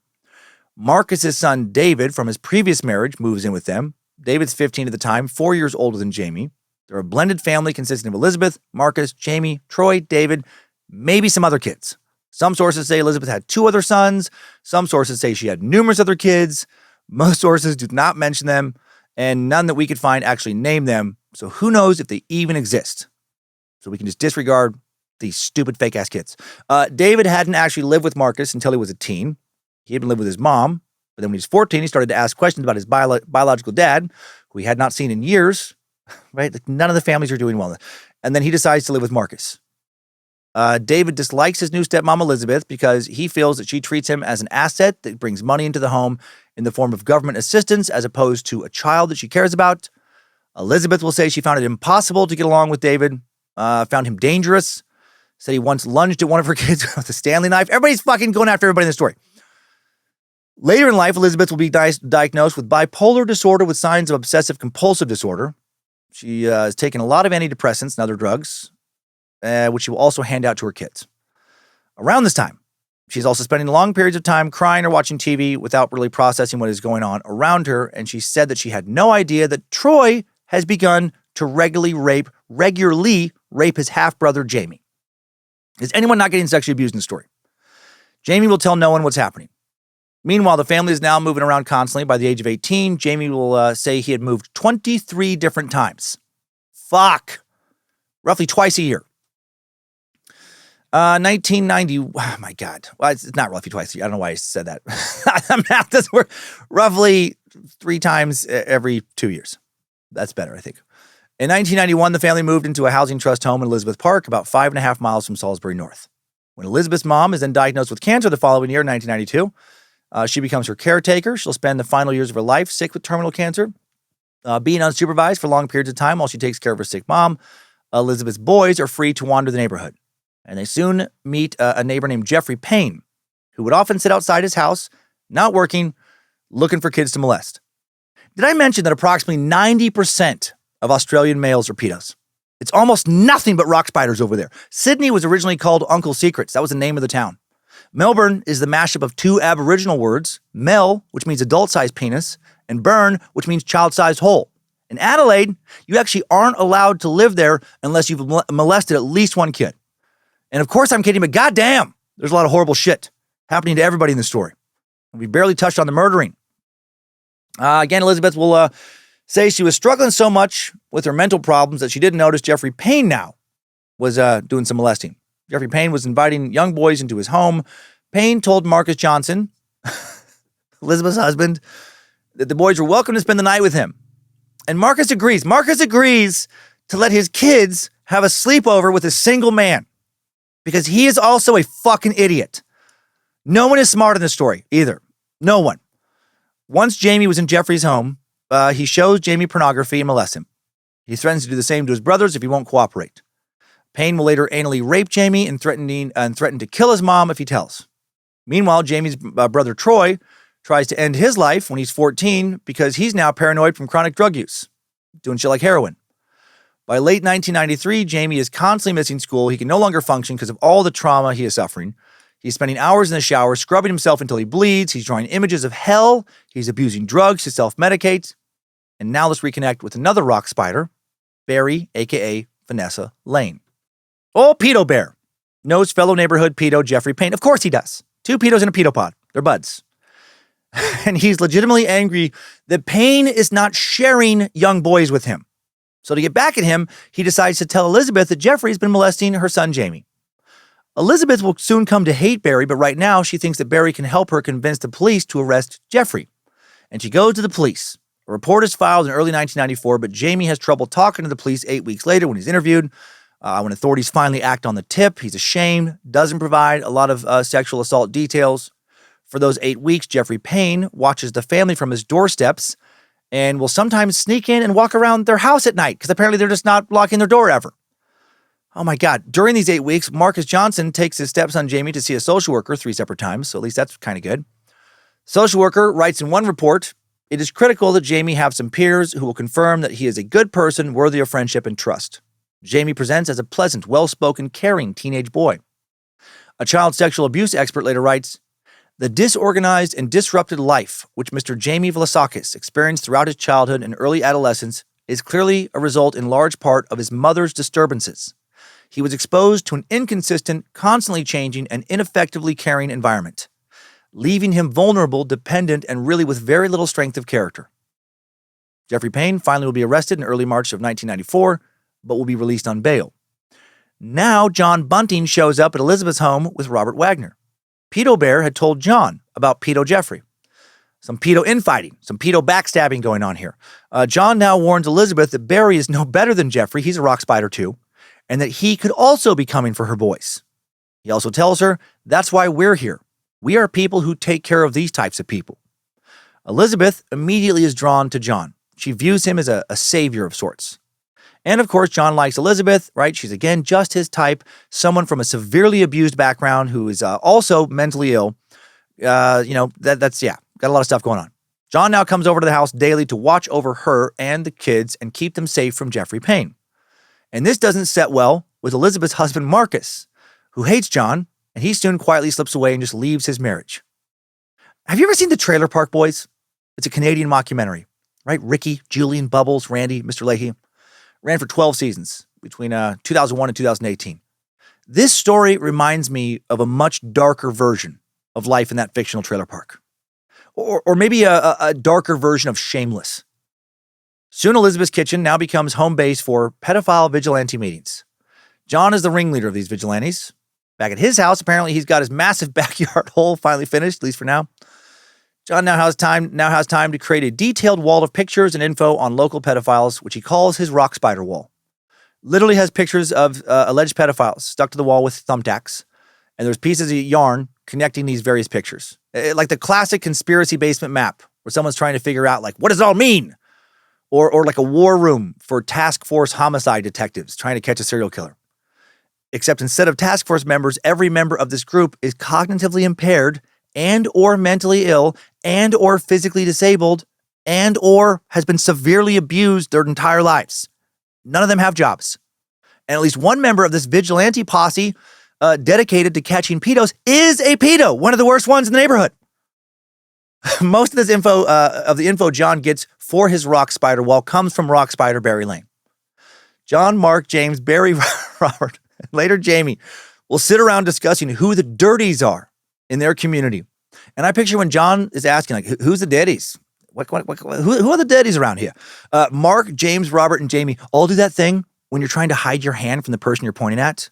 Like you put your hand on the opposite side of your head from them, and then you just point your finger without moving your arm, just back and forth towards that person. And they're all pointing at Pedo Bear. Also, maybe giving little head tilts, like, he's right over here. He's right there. It's Barry. Barry is the dirty. He's a dirty rock spider. But for real, how the fuck does he end up on this committee? John now also professes that if a woman is aware of sexual abuse going on in her home and does nothing about it, she is also a pedophile. And you know what? I don't agree, but I don't hate that. I know there should be exceptions when the woman is scared because she's also being horribly abused, but also number one duty of a parent, father or mother, protect the kids. John now indoctrinates Elizabeth Harvey into this belief system, the woman he is sleeping with outside of his marriage to Veronica, which is problematic since by his definition, she is now also a pedophile. This is also messy. Elizabeth will later say, "What was I to do with all this anger and hate? The stories John told me about pedophiles and what they do to kids, it was horrific. We used to sit around the kitchen table and just feed each other hate about what we're going to do. If I get a hold of Jeffrey Payne, went on for months. Veronica, of course, now notices how much time John is spending with Elizabeth, but she feels there's nothing she can do to save her marriage as John is drifting away. Months later, Jeffrey Payne will be convicted and sentenced to 4 years in prison. But then, in typical pedo fashion, paroled after 2 years. Come on, Australia. You're just about as bad as the U.S. with this shit, right? Lock those rock spiders up. Jamie is deeply upset by Jeffrey's early parole. Of course he is. And he feels deeply abandoned by the adults in his life, the police, the court system. He also blames himself, thinks that if he would have admitted he was raped as opposed to being fondled, Payne would have spent more time in prison. Like his mom, Jamie is also drawn to John Bunting. He admires him, admires his hatred of pedos, sees him as a father figure. And he will become one of his new dad's fellow murderers. At one point during all this turmoil, Elizabeth practically moves in with John at his North Salisbury home, which of course, angers his estranged wife, Veronica, who is still living there. I'm not sure who was in the master bedroom. The first crack in this group's criminal operations appears in 1994. August 16th of that year, the skeletal remains of John's first murder victim, Clinton Tresice, found in Lower Light, South Australia, 2 years after he's murdered. Lower Light, again, little rural township. It's only got about 200 people. Farmers are spraying weeds on their property when they find some human-looking bones scattered by wildlife. Forensic pathologist determines that the bones belong to a white male around 17 years old. There was a hole in the back of the skull that indicates traumatic brain damage and a probable cause of death. Authorities do some facial reconstruction, which is forwarded to the media, and a $100,000 reward is offered for information. The remains are not, unfortunately, linked to anyone in police records, and no one comes forward. Clinton Tresice's remains will not be identified for the next 5 years. Clinton Tresice's mom finally reports him missing in 1995. No idea why she waited 3 fucking years to do this. Everyone is making just terrible decisions in this episode. We are not again dealing with the pack of geniuses. Sorry if this sounds harsh, but we are dealing with people trapped in cycles of multi-generational poverty and ignorance, and the decisions they make so reflect that. 3 years! She told the police she hadn't seen her son in 3 years and that the reason she hadn't already reached out because Clinton was a drifter. He normally didn't reach out to his family, but, over 2 years was an extraordinarily long amount of time. He was 19 when he went missing, lady, not 40. Fuck you for not doing more to track him down, realize he was truly missing. Fuck you for not reporting him a drifter or not. Why was he drifting so much in his teen years? What are you doing? The police had records indicating that in July of 1992, Clinton went to a community services office for some financial assistance for his monthly check, but that he had not accessed his disability pension since then. Okay, now connecting with John again. John kicks his wife, Veronica, out of their house in mid-1995, which allows him to strengthen his romantic relationship with Elizabeth Harvey. His bond with Jamie will also grow. Jamie's following John everywhere now and asks soon if he can also move in with him. A social worker will later write about Jamie's relationship with John. So at a time when Jamie Velasquez needed appropriate peer support and he needed trusted adults that would never betray him, he came into the most dangerous relationship of his life. Around this time, John, now 28, said he experienced a personal tragedy. He didn't, but he said he did. Another very weird lie coming from John in 3, 2, 1. He said his now 15-year-old daughter, Tammy, right, the girl he supposedly fathered when he was 17. So the math doesn't even work in this story because he would have had to father her when he was 13 for her to be 15 now. He said that she had just ended her life after she was diagnosed with AIDS. As quoted later by Elizabeth, John told me the school teacher had sexually molested Tammy and her girlfriend, locked them in a classroom and raped them. And they got arrested and everything for all that. So then Tammy was having tests because her kidneys started to act up. And that's when they found out she had HIV and she committed suicide. And she died with her father's photo in her hand. Why would she die with her father's photo in her hand? The father she literally never knew. Because he and her mom split up before she was born. The man who bought her mom and her tickets to England to go live with some guy who wanted to marry her mom, the man she, never saw once. Why does she have his photo in her hand? She doesn't. Tammy's not real. Now let's meet another sad character joining the story. Who is real? Another troubled Elizabeth. John's buddy Mark Hayden, the guy described by people who know him as backwards and slow, the guy described as mostly silent but monosyllabic when he does speak, he gets involved in a relationship with a 33-year-old woman named Elizabeth Sinclair now. And Elizabeth, this Elizabeth has 7 kids, lives in poverty, and is almost always unemployed. and her childhood only a little better than the other Elizabeth. This Elizabeth, born Verna Audrey Sinclair, August 29th, 1961. Her father survived a heart attack the year after her birth, barely, but now couldn't work. No one can fucking work in this story. And her mom, Pat, who also rarely worked, struggled to make ends meet. Pat would leave home for up to 2 weeks at a time to go party. She can't work, but she can party. Isn't that how it goes oftentimes? And her kids would have to beg or steal food to fend for themselves. Pat once attempted suicide by taking pills in front of her children, and she also once shot at her husband's car while her children were in it. Jesus Christ. Despite all that, Pat will gain custody of the kids in 1969, which shows you how much of a fuck-up Elizabeth's dad was. Speaking of this Elizabeth's dad, unnamed in sources, he died of a combination of lung cancer and heart disease at the age of 48, and following his death, Elizabeth will form a close bond with her shit-for-brains, worthless mom. Elizabeth will then become pregnant for the first time at the age of 14, but her brother will then push her off of a bicycle. And I'm not talking about my kind of bicycle. This isn't her body. She's on an actual, honest to God bicycle. And her brother pushes her off of it, and the impact of the fall aborts the baby. How is all of this real? She gets pregnant again by the age of 17. The baby's dad wants her to end this pregnancy, and when she refuses, he literally throws her down the stairs, hoping it will cause a miscarriage, but it doesn't. That baby will survive, and Elizabeth will give birth. But she doesn't have any idea how to be a mom, and despite not being interested in learning, she will continue to have kids. Elizabeth will give some of her kids to relatives. Others will end up in orphanages. She'll have 3 kids by the age of 21. Then she has a son with a family friend named Gary Gray, who had previously been married to her sister Gail. There's no healthy boundaries in this suck. At the age of 22, Elizabeth has another son, marries the baby's father, but the marriage only lasts 5 months. Elizabeth's sister Christine now takes her oldest 2 kids and will raise them. Next year, Elizabeth has another son. She and her mom now moved to New Zealand with some of the kids. I think she has some more. It's fucking confusing. To start a better life. Her last son is born in New Zealand, but then shit doesn't work out there. They can't afford to live there anymore. And I don't think they were working. And they returned to Australia, and they settled near Elizabeth in the northern suburbs of Adelaide. Elizabeth, the city. Again, the suburb of Adelaide. Too many Elizabeths in this story. There's another suburb called Elizabeth South, another one called Elizabeth North, and Elizabeth East, and Elizabeth Park, and Elizabeth Downs. We fucking get it, Australia. You loved Queen Elizabeth. Now stop sucking her dead tits and spice up your names already. Sorry, it's just absurd how much Elizabeth has been crammed into this one story. Okay, so this Elizabeth Sinclair, living in Elizabeth. Here's how she was introduced to John Bunting and his crew. When she first met them all, she wanted to hook up with the alpha male, John Bunting, but he doesn't like her. He somehow found out that she had some kind of STI. Not sure which one. I'm going to guess herpes because it's the easiest to detect, right? Somebody has cold sores. And he starts calling her degrading names, stuff like slut, I think, because he's a classy gentleman.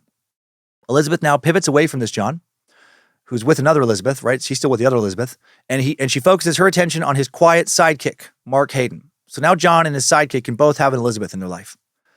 And she starts blatantly take advantage of this Mark by doing shit like dropping off her kids at his house and then just going out and partying. I think it might have just been best to literally drop a bomb on these people's neighborhood. Just kill them all, just so we can start over. Oh boy, Elizabeth and her 2 youngest boys. Eventually will move in with Mark and Mark's dad, who Mark is still taking care of, kind of. Mark, apparently a glutton for punishment, will suggest getting married 2 years later.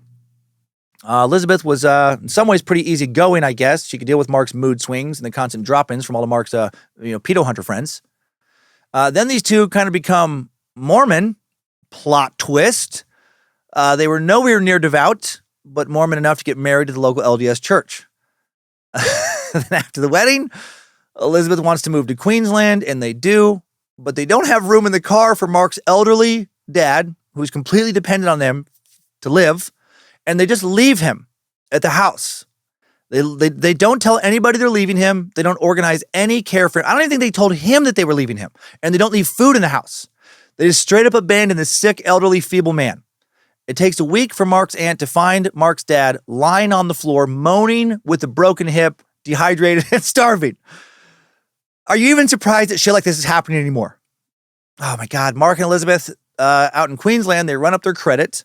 They don't work. They run out of money, accrue a lot of debt, and fucking come back to this shithole north of Adelaide. And they move back in without apologizing to Mark's dad. What a pair. Now Mark treats Elizabeth's children like they're nuisances. He'll do shit like lock them in their room at night, won't allow them to come out even to use the bathroom. They'll be forced to go to school without being able to take a shower or bath. He also on occasion will do stuff like pick up one of the boys by their ear or hit him with a belt. How fun. Mama Elizabeth Sinclair does nothing about any of this. Neither of these people ever clean their home, and the children live in, quote, almost indescribable squalor, according to a lawyer later. Mark's dad ends up signing the house over to him, probably fucking made him sign the house over or they wouldn't feed him or something. And then he'll sell it to a developer for the grand total of $22,000, which says a lot about what kind of house this was. Then in September of 1998, Mark is somehow able to purchase another house in nearby Smithfield Plains. Okay, so now let's check in with another. I know there's a lot of characters, but it's also fascinating. Horrible. But now let's check in with another character and see how they have their shit together or not. And they won't. They won't, but let's just see how bad it is. Around this time, Jamie Velasquez, so desperate to belong, asked John to be his dad. He's already kind of been a father figure for a while, but now it's like, will you be my dad? John says yes. And under John's guiding fatherly influence, Jamie starts using meth. Oh, God.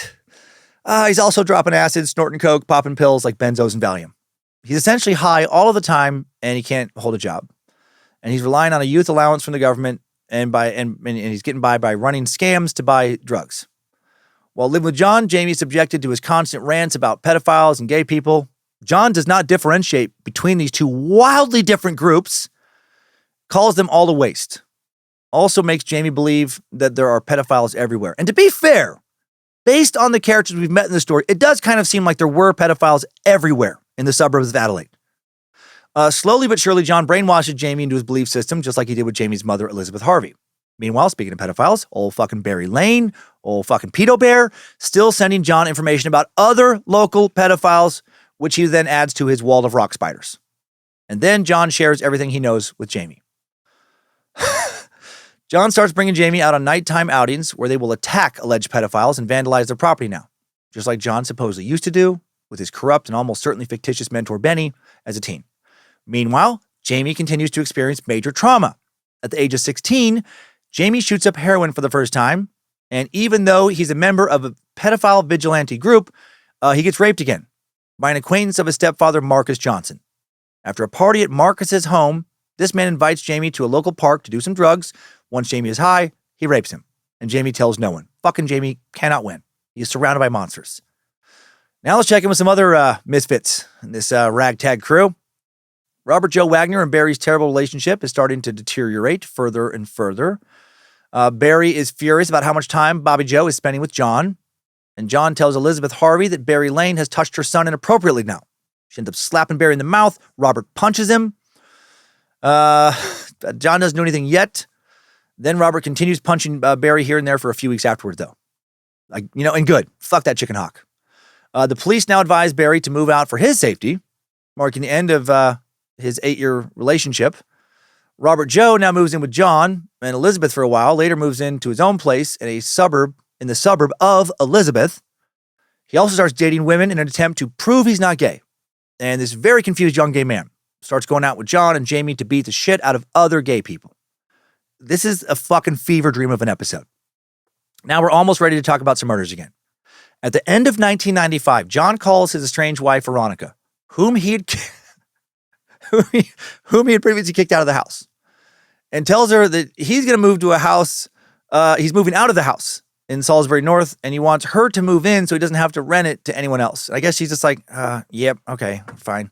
John, Elizabeth, and Jamie, now they move to an isolated farmhouse out in the country about 2 hours from Adelaide.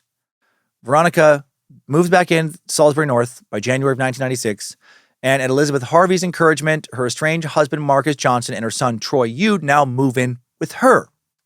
So it's like a weird fucking family swap. Elizabeth Harvey is now with Veronica's husband, John, and Veronica is with Elizabeth's estranged husband, Marcus. John and Elizabeth will not last long out in the country. They'll return to Waterloo Corner Road in early 1996, where they won't stay long again, because John will then decide to move to Murray Bridge, a cute little city of about 18,000 people, about an hour outside of Adelaide. But just before all that, the group killed their second victim at the end of 1995, over 3 years after Clinton Tresize was murdered. And now going forward, the killings will increase greatly in frequency. 26-year-old Ray Allen Peter Davies is murdered on Christmas Day, December 25th, 1995. Right? Don't feel bad for him. He's a piece of shit. This episode is so weird where a lot of the victims are scumbags and many of the murderers are also victims. Ray Davies was in a relationship with a local woman named Suzanne Allen, who had previously pursued John Bunting romantically. No idea why all of these women were going after John. Look him up. He's not a looker. He is not a handsome man by any stretch of the imagination. Suzanne, born in June of 1949, grows up in Mildura, Victoria. She left home at age 14, hoping to make a better life for herself. She didn't. Of course she didn't. She's a character in this story. By the age of 24, she'd already been married and divorced twice and had 4 kids. She settled in Salisbury North, just 600 feet from John's home at Waterloo Corner Road, which is how she met him. Suzanne fell in love with John, often wrote him letters expressing her feelings for him. Oh boy. Also tries to see him every day. But John does not feel the same way about her. He is irritated by Suzanne, but also interested in keeping her around in some fashion because he thinks she can be easily controlled and manipulated. So even though he doesn't like her, John, Robert, and Barry also start visiting her frequently.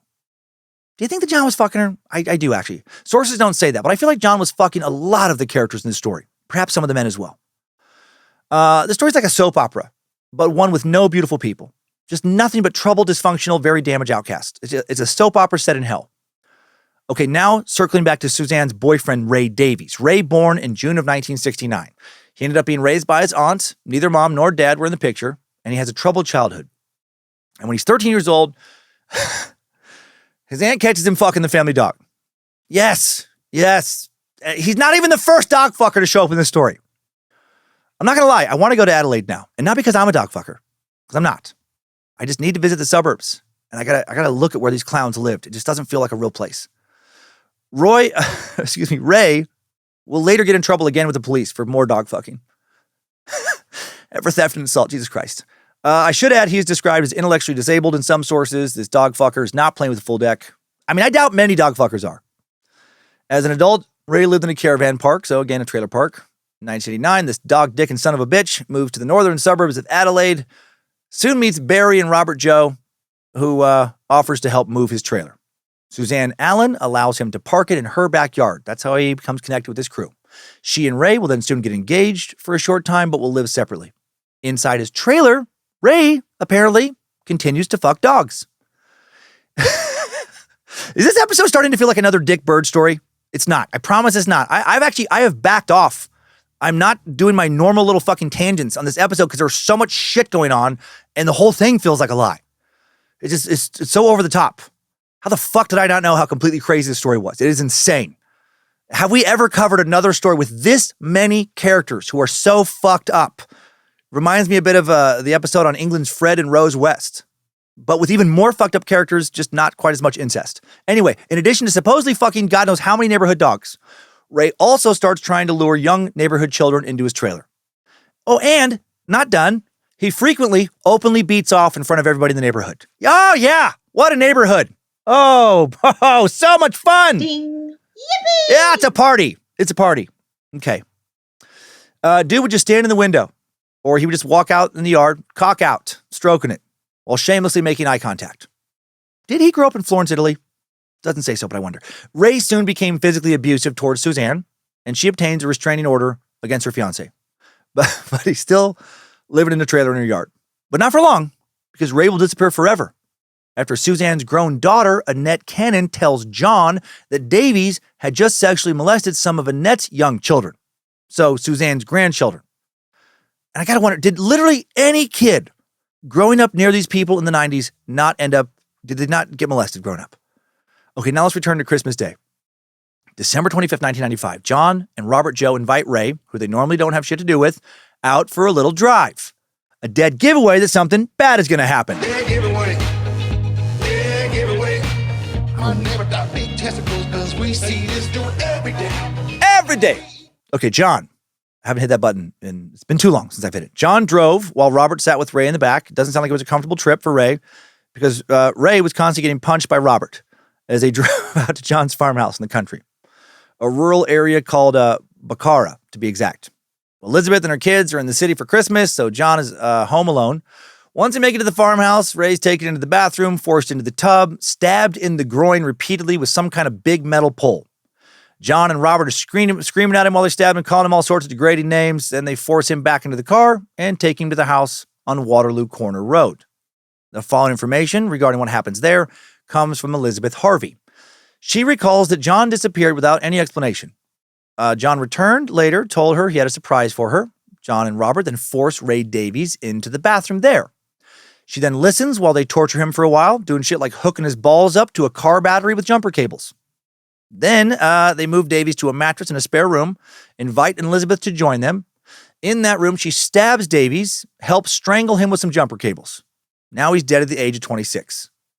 And I'm not mad that this woman-beaten, dog-fucking, public-beaten-off rock spider met a violent end. Once Ray is dead, John throws his body into that massive hole behind his house. Oh, finally we get to use it. Elizabeth, now she knows she has to keep quiet for her own safety. Next day, Suzanne's daughter, Annette, asks where Davies has gone. She is told he has been dropped off in the scrub, right? Dropped off out in the boonies, forced to walk home, but he's never seen again. And then Suzanne now helps John clean out Ray's caravan. By May of 1996, John and Suzanne's friendship has deteriorated, though. He's sick of her obsessiveness. John eventually tells Annette Cannon that he can't take it anymore. Asks her to tell her mom, Suzanne, to back off. Suzanne is heartbroken when she hears, but she won't back off. She continues writing to John.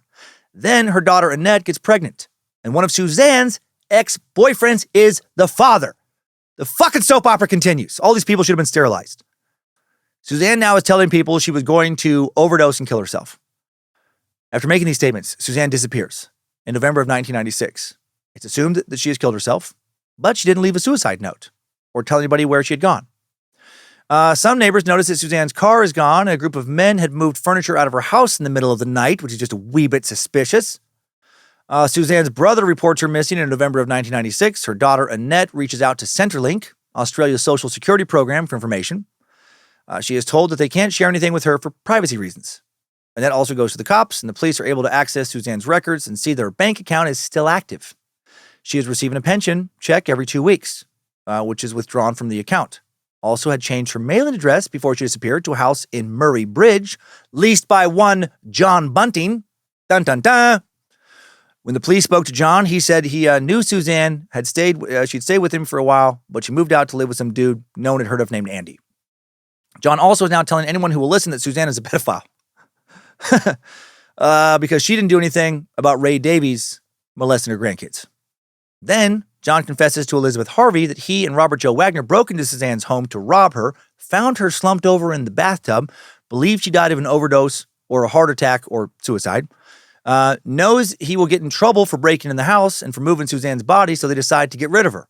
He said they cut off her arms and legs in her own bathtub and then, quote, defleshed her. And that's a creepier term than skinned. Do you need any help skinning that deer? No, I'd like to deflesh it. Alone. John said they put her remains in garbage bags and took her to John's home on Waterloo Corner Road, where they then threw her into that big hole on top of the body of Ray Davies. God, John's digging, really paying off now. Elizabeth believed him when he said he didn't kill Suzanne because she's an idiot, but she didn't understand why he felt the need to dismember and deflesh her. John now moved out most of Suzanne's property into their house at Murray Bridge and sold her TV and other belongings. He also asked Elizabeth to go to the bank and pretend to be Suzanne to get a new card. Elizabeth did that and will now collect Suzanne's pension for the next year. Eventually, the guilt will get to her and she will tell John they have to cancel it. He agrees. He says, yeah, it's wrong. We have to stop.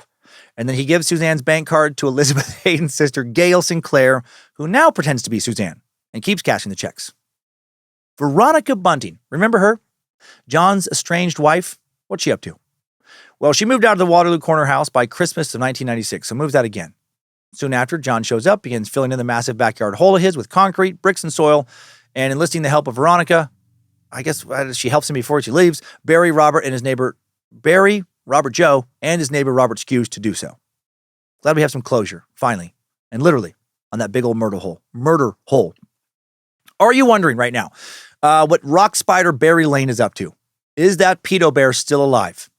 He is. Not for long, but he is. By April of 1997, now 41-year-old Barry Lane is in a new relationship with just turned 18-year-old Thomas Trevelyan. And Thomas has just moved in with Barry. Thomas was born in 1979, suffered from paranoid schizophrenia. Of course he did. Of course. We can't meet a single person in the story. who is not suffering from severe mental illness or cognitive impairment, or isn't being preyed upon by pedophiles, or isn't fucking dogs, or murdering people, or digging weird holes in the yards, or fucking defleshing somebody. Thomas did not take his medication regularly, which caused him to experience frequent and intense hallucinations. He met Barry after Christmas of 1996 when he was 17, and after a doctor assessed him at a hospital and wrote that he was on the verge of a nervous breakdown. And we will now reconnect with this odd couple very soon. But first, time to introduce even more people to this timeline. Some new friends of Snowtown murderer Jamie Vlasakis. Nicole Zarita and Maxine Cole are cousins who were extremely close with one another. Like way too many people in today's story, Nicole was a victim of childhood sexual abuse. Her first child was born in 1991 when she was 23. She had her second kid the following year. Nicole moved to the suburbs of Adelaide in 1992, hoping for a fresh start. But instead, she settled into the center of the rock spider web, aka Salisbury North. Pedo Central, the world's fucking pedo capital. Maxine also moved to the area, briefly lived with Nicole before she got her own place. Maxine started dating a man named Peter Gardner, who had a brother named Michael, who was now going by the name of Michelle. I feel like a lot of you, I picture a lot of you listening right now having your own war room boards. You just like a lot of pictures, or names at least, a lot of names with thumbtacks put in them, and then this piece of yarn connected. Like, wait, who's connected to who now? Michelle wanted the sex change but couldn't afford one. So she is dressed in women's clothing, but is not physically transitioned. Nicole liked Michelle, and Michelle moves into Nicole's home in July of 1997. Meanwhile, Nicole's cousin, Maxine Cole, and her man, Peter Gardner, break up. Now she moves onto the same street as Jamie Vlasakis, one of the people on the fucking pedo team. Maxine's sister, Iris, also living in the shithole of all shitholes of a neighborhood, introduces her to Jamie. Turns out the two have some history. Jamie once tried to burn down Maxine's house when her kids were still inside, which she didn't care for. And she doesn't like him. Makes sense. Yeah, sure, why not? However, because no one in this story is in the ballpark of healthy or normal, Maxine still introduces this guy, Jamie, to Nicole and Michelle.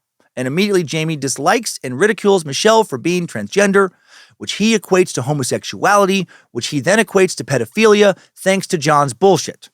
And this classification, as you can imagine, will not bode well for Michelle's safety and well-being near this crew. In early 1997, Robert Joe Wagner asks Maxine Cole out on a date. And soon they start splitting time between each other's homes. And Maxine is introduced to all of Robert's friends, including murderers Mark Hayden and John Bunting. Maxine soon becomes pregnant with Robert's child, and they move into a house in Elizabeth. The town, not the person, not one of the Elizabeths. And John, Mark, and Jamie are always stopping by and discussing something. Robert tells her it's men's business. The less she knows is the better. Maxine also never asks Robert about his previous relationship with Barry Lane because he becomes extremely angry if it's brought up. 19-year-old Michelle Gardner, Maxine's ex-boyfriend's cousin and Maxine's cousin Nicole Zarita's roommate, disappears in September of 1997. Before she disappears, Michelle was spotted playing with Robert Joe Wagner's children and putting her hand over one of the kids' mouths. Wagner saw that, became enraged. When he told his crew, they were ready to act. All of them already hated Michelle because she was transgender. Nicole Zarita, now, she had left home for a couple of weeks in September of 1997. To do what? I'm not sure. Probably to go fuck some dogs or molest some kids somewhere. God knows with these people. 10 days after she left, her friend called her, told her to come home immediately because the house had been burglarized and now Michelle was missing. Initially, Nicole was mad at Michelle. She suspected Michelle was behind the burglary because there was no signs of forced entry, and the only other person who had a key to her home was Maxine. Nicole asked Robert and John where Michelle went. Robert told her he saw Michelle talking to some gay men at a service station. He also said she drove off with him when he called her a thief. Jamie would later admit that he was the one who stole Nicole's property, which he said he then sold to buy drugs. After Michelle had been missing for a week, Nicole found her wallet under the bed with her ID in it, as well as a thank you note for letting her stay in the house. This made her think Michelle did not run away, of course. Maxine Cole then received a message supposedly from Michelle on her answering machine, but she didn't sound right. She said, "I'm sorry about your stuff, but I need the money. If you go to the cops, I'll go to the tax department." When Nicole got to Maxine's home, not sure the tax department, they're probably running some fucking scam. Probably scamming the government, some kind of disability scam, who God knows. When Nicole got to Maxine's home to retrieve the tape, the message had been erased. Nicole now started receiving phone calls from a friend of Michelle's who said she needed her ID and asked her to meet up at a park. She also heard Michelle's voice on one of the calls saying into the phone, "This is Michael. I just want to tell you your kids taste nice." What the fuck? Why would Michelle/Michael say that? Well, because she had been forced to. John had now started to record his murder victims saying things while they were being tortured so he could play the recordings over the phone later to make people think they were still alive. Nicole knows something is not right. Over time, the messages become threatening. She receives one message from Michelle where Michelle says, "I don't appreciate you mucking me around and I'm probably going to have to come and gut you myself." Nicole and Jamie now create a poorly devised plan where Jamie will break into a business and leave Michelle's wallet behind so the cops can get involved. She has no idea. Jamie already knows that Michelle is dead. After she'd been forced to make a bunch of voice recordings, she'd been murdered. Michelle had been lured out of Nicole's home, driven to John's home in Murray Bridge, where she was taken into a shed and tortured. Over the course of several days, Michelle's skin and genitals will be burned black in places with cigarettes and with a machine that delivers a powerful electric current. It's hooked up to her genitals, biologically his genitals. So Michelle has her cock and balls cooked up for a few days. Holy shit. Finally, Robert Wagner has strangled Michelle before she was forced to stand. And then a rope was then tied around her neck, attached to an overhead beam. Jamie later said about John's reaction to her death, he was laughing his head off about how he murdered Michael. When John Bunting said to Michael to stand up, Michael stood up until basically he couldn't. And then he, gets hanged. That was a big joke to John. The fact that Michael, tried to stand up but fell down and died. Some joke. Michelle's body now stored in a barrel in John's shed for months. They had to cut off one of her feet to fit her in. The next murder will occur just a month later. Barry Lane, a.k.a. Vanessa Lane, is finally murdered by Bunting, Robert Wagner, and Barry's new boyfriend, Thomas Trevelyan, October 17th, 1997. Before he died, Barry told his mom, Sylvia Lane, that he had helped dispose of Clinton Trezise's body in 1992. She had told him to go to the police if that was true, but he didn't. December of 1996, Barry had met a woman named Michelle Behet at a Salvation Army meeting. Great, another Michelle, not confusing at all. Within a month, Peter Bear and Michelle were talking about getting married. Also, he had started to become violently, physically abusive towards her. The local welfare department was concerned about the relationship because Michelle had 3 minor sons and Barry was a convicted pedophile. He was legally required to have supervision during visits, but that didn't always happen. For fuck's sake, Michelle, why are you letting a convicted pedophile near your boys? Let alone thinking of marrying this guy. Also, he is gay. Barry was still living with Thomas Trevelyan while seeing Michelle and still fucking him. The dark, twisted soap opera continues. When Barry didn't show up for a scheduled visit with Michelle and her kids one day, Thomas calls Michelle, tells her that he and Barry have went to Clare, South Australia, a little town of just over 3,000 people, about a 90-minute drive north of Adelaide, and that they didn't know when they'd be back. Barry also called, told her he loved her, asked Michelle to collect his mail and feed his dogs. But when she went over to the house and saw that his car was gone, she noticed that the back door had been forced open and that the air conditioner had been stolen. She wondered if Barry had gone to Clare voluntarily. Barry last spoke to his mom, Sylvia Lane, October 17th, 1997, called her in the middle of the night, spoke calmly at first, then began shouting verbal abuse, saying she was not his mom, he didn't want shit to do with her, told her he was moving to Queensland to go fuck herself, and then the phone goes dead. During the call, Sylvia heard someone in the background that sounded a lot like Thomas Trevelyan, his boyfriend. After the call, Barry Lane is tortured more than he had already been tortured and then murdered. According to author Debbie Marshall, a big bandage was put across his mouth as a gag. Tape was wound around his head and mouth as well. Then his toes were crushed one by one with a pair of pliers. While torturing him, John demanded that Peter Bear give over his bank cards and PIN numbers, forced him to call his mom, tell her that he was moving. Thomas Trevelyan was ordered to join in, but he hesitated, and Robert Wagner now strangles his ex-boyfriend to death. They then wrapped Barry's dead body up in tape, put him in a garbage bag, and rolled him into some carpet. Michelle reported Barry missing October 27th, 1997. John now told others that Barry had gone on a long holiday. Barry's boyfriend and one of the people present at his murder, Thomas Trevelyan, will now be the next to die. Another person involved in some of the murders becomes the next murder victim. After Barry disappeared, Trevelyan stayed with Maxine Cole and Robert Wagner for several weeks. Then on November 4th, 1997, Maxine Cole's son was playing with a dog when Thomas tried to kill the dog with a knife in front of the kid. Dog's having a rough episode. That afternoon, John Bunting told others that Thomas was starting to go mental and was becoming a liability. Later that same day, Thomas got into the car with John and Robert to go, in theory, for a country drive, but then they returned without him. John told Maxine that Thomas had gone to Gawler, a small city just north of Adelaide. Maxine didn't ask any more questions. What really happened was that John and Robert drove Thomas out to Kersbrook, town about 22 miles from Adelaide and just 13 miles from Gawler. There, they prodded Thomas with a sharp stick, forced him to walk to an embankment. They stood him on a crate, tied a rope to his neck, which was then tied to the embankment. While they were doing that, I guess an elderly couple driving by saw John's vehicle, looked down the embankment to ask if they needed help.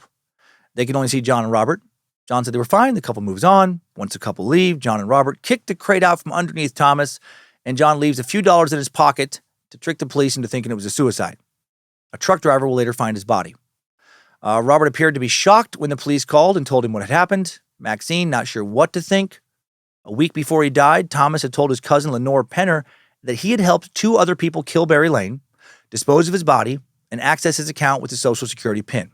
He said they were sharing the money and trying to make it seem like Barry was still alive. Also said he believed these men that he'd helped kill Barry with were out to get him. Lenore assumed that Thomas was having a psychotic episode due to his paranoid schizophrenia. But when he turned up dead, she called the police in October of 1997, and they took her statement. But a detective reassured her that they believed Barry was alive and well in Queensland. Not sure why the officer believed that. When Thomas's body was found, a pathologist determined that his death was not suspicious and declared it a suicide. His diagnosed paranoid schizophrenia made that determination easier. And speaking of paranoid schizophrenia, 29-year-old Gavin Allen Porter, a friend of Jamie Vlasakis, had also been diagnosed with paranoid schizophrenia and had spent several years in mental institutions. After his mom had died in 1997, he moved from Victoria to Adelaide. There he met Vlasakis, moved in, and the two took up shooting heroin together. A little while later, in late 1997, Porter moved with John Bunting, Elizabeth Harvey, and her kids, and Jamie Vlasakis out to Murray Bridge. And one day in late 1997, Bunting was pricked by a used heroin needle that Porter had left lying on the living room couch. So he decided that Porter needed to die. Some sources say he stepped on the needle in the bathroom. Either way, John Bunting says that Porter is a waste, a dead giveaway that his days are numbered. Dead giveaway. Dead giveaway. My neighbor got big testicles because we see this dude every day. Every day. Shortly after this incident, Porter was sleeping in his parked car on the property when this decision was made, and he was now attacked by Bunting and Wagner. He manages to stab Bunting in the hand with a screwdriver before he's overpowered, dragged out of the car with a rope. Elizabeth is sitting in her kitchen during this attack, later claims she didn't see or hear anything. That is bullshit. John strangles Gavin to death in his shed. Then he shows Jamie his friend's body when he comes home, also shows him the barrel that contained the bodies of Barry Lane and Michelle Gardner. Gavin's body will now not be found for almost 2 more years, not until May 20th, 1999. Jamie will later testify. John pointed to me and said, "That's Barry's arse. And it is ugly, all shriveled, and the stench is disgusting. The shed reeked of the smell. It was horrible. I went outside and spewed my guts up." Jamie and Robert now drove Gavin's car to Robert's home. 2 days later, John asked Jamie to go to his car, bring a new barrel to the shed. They put Gavin's body in it, and the barrel was transferred to Wagner's house. John gave Jamie access to his friend's Social Security benefits now. Jesus. Jamie is tasked with watching over Gavin's barrel. When explaining why Gavin needed to be killed, John told Jamie he needed to go to the clinic just like the others. They are the disease. We are the cure. Okay? John would not allow anyone into his shed except for Jamie and Robert at this point. Elizabeth Harvey will later become defensive when asked why she didn't question him about the shed, saying, "Why would I question him if he wants to keep the shed locked? It's his business. I was on medication, and everything was too big. And if I started asking questions, well, then John made sure chaos was always around. People crashing into my Social Security file, letters in the mail, Jamie getting broken into, things missing out of the house, wheels coming off my car. Looking back, it was all John. He stage managed all of it." But also, Elizabeth, you made it easy for him not to get caught. In July of 1998, Australia's Most Wanted features a story about the skeleton found at Lower Light back in 1994. John was watching TV with Elizabeth and Jamie when it came on, and he told them, "That's my handiwork." But she doesn't know what's going on. Home life was tense for John at this point, as Elizabeth's son Troy is not fond of John. They disagreed on many topics, but especially when it came to the LGBTQIA+ community. Troy thought they had the right to live, the lives they wanted. John thought they should all die. This disagreement will not work out well for Troy. Another dead giveaway? But before we get into that, let's meet Gail Sinclair, another sad sack who will fall in with this sorry lot and have their life upended. May of 1998, Elizabeth Hayden's sister, Gail Sinclair, and her 17-year-old son, Fred Brooks, are living with Mark and Elizabeth at their home in Smithfield Plains. Days after moving in, Gail meets John Bunting and is smitten. Gail is easily manipulated. John, of course, likes that. However, he is disgusted by Gail's obesity. Gail's son, Fred, doesn't like John because John is a dick to his mom about her weight. Gail's son, Fred Brooks, born March of 1991, he spent years in foster care because his parents separated when he was a toddler, and for years his mom had nothing to do with him, but then he becomes Gail's primary caregiver due to her fragile mental health, for fuck's sake. Fred, as I said, didn't care for John. John also hated Fred because he was Elizabeth Hayden's nephew, and John hated that Elizabeth. Fred also recently had touched Jamie's leg in John's presence to steady himself when he's about to fall, a very normal thing. And in John's batshit crazy mind, that made him a pedophile who needed to die. He was trying to grab his dick or something. Fred now tries to get away from this fucking crew by joining the Air Force cadets, but they won't take him. Who knows why they rejected him? Maybe his bones were made out of balsa wood. Maybe he only had half a spine. Or one leg was 2 feet shorter than the other one. Or his brain was actually just a brainstem. Or he admitted to fucking dogs while high on meth. Who the fuck knows with these motley characters?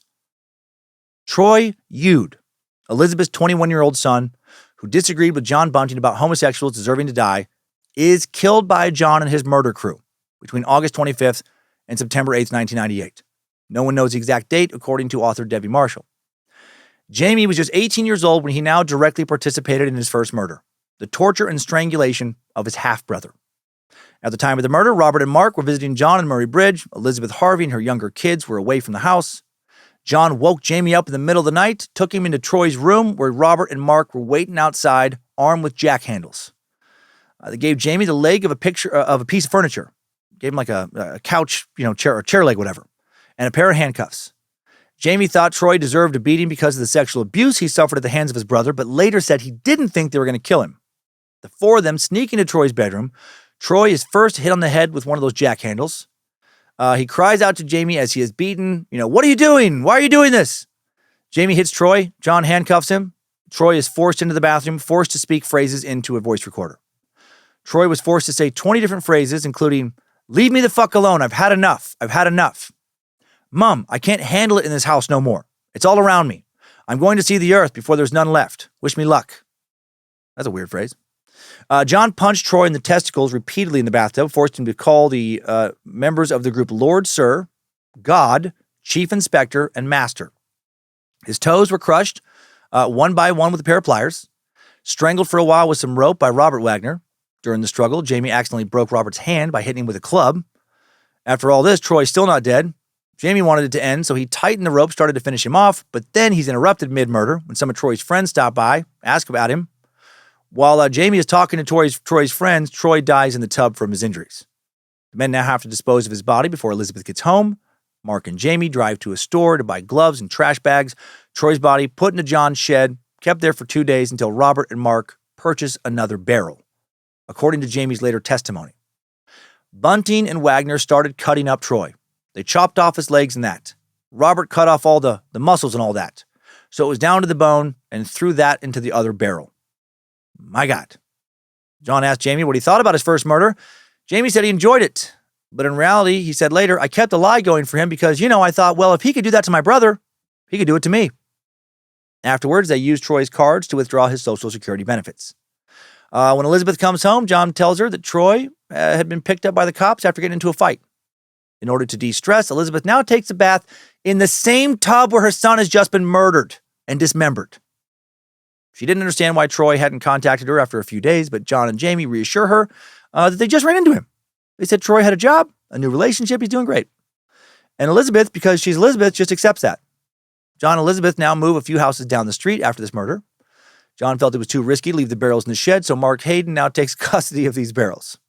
Now let's reconnect with Fred Brooks, right? Gail Sinclair's son, who is another victim. Gail said she last saw Fred September 17th, 1998. He said he was going out to a party, but he never made it there. Fred was in front of the house talking to John, Robert, and Mark before he left. Suspicious. About 50 minutes later, the three men told Gail they would be away for a few days doing a job. and they tricked Fred into joining them under the pretense of breaking into a computer warehouse. Instead, he's taken to John's home out in Murray Bridge, and John has Jamie come out to meet them. John asked Jamie to help him move some goodies. Jamie assumed he meant stolen goods, but he was horrified to find it was Fred Brooks instead.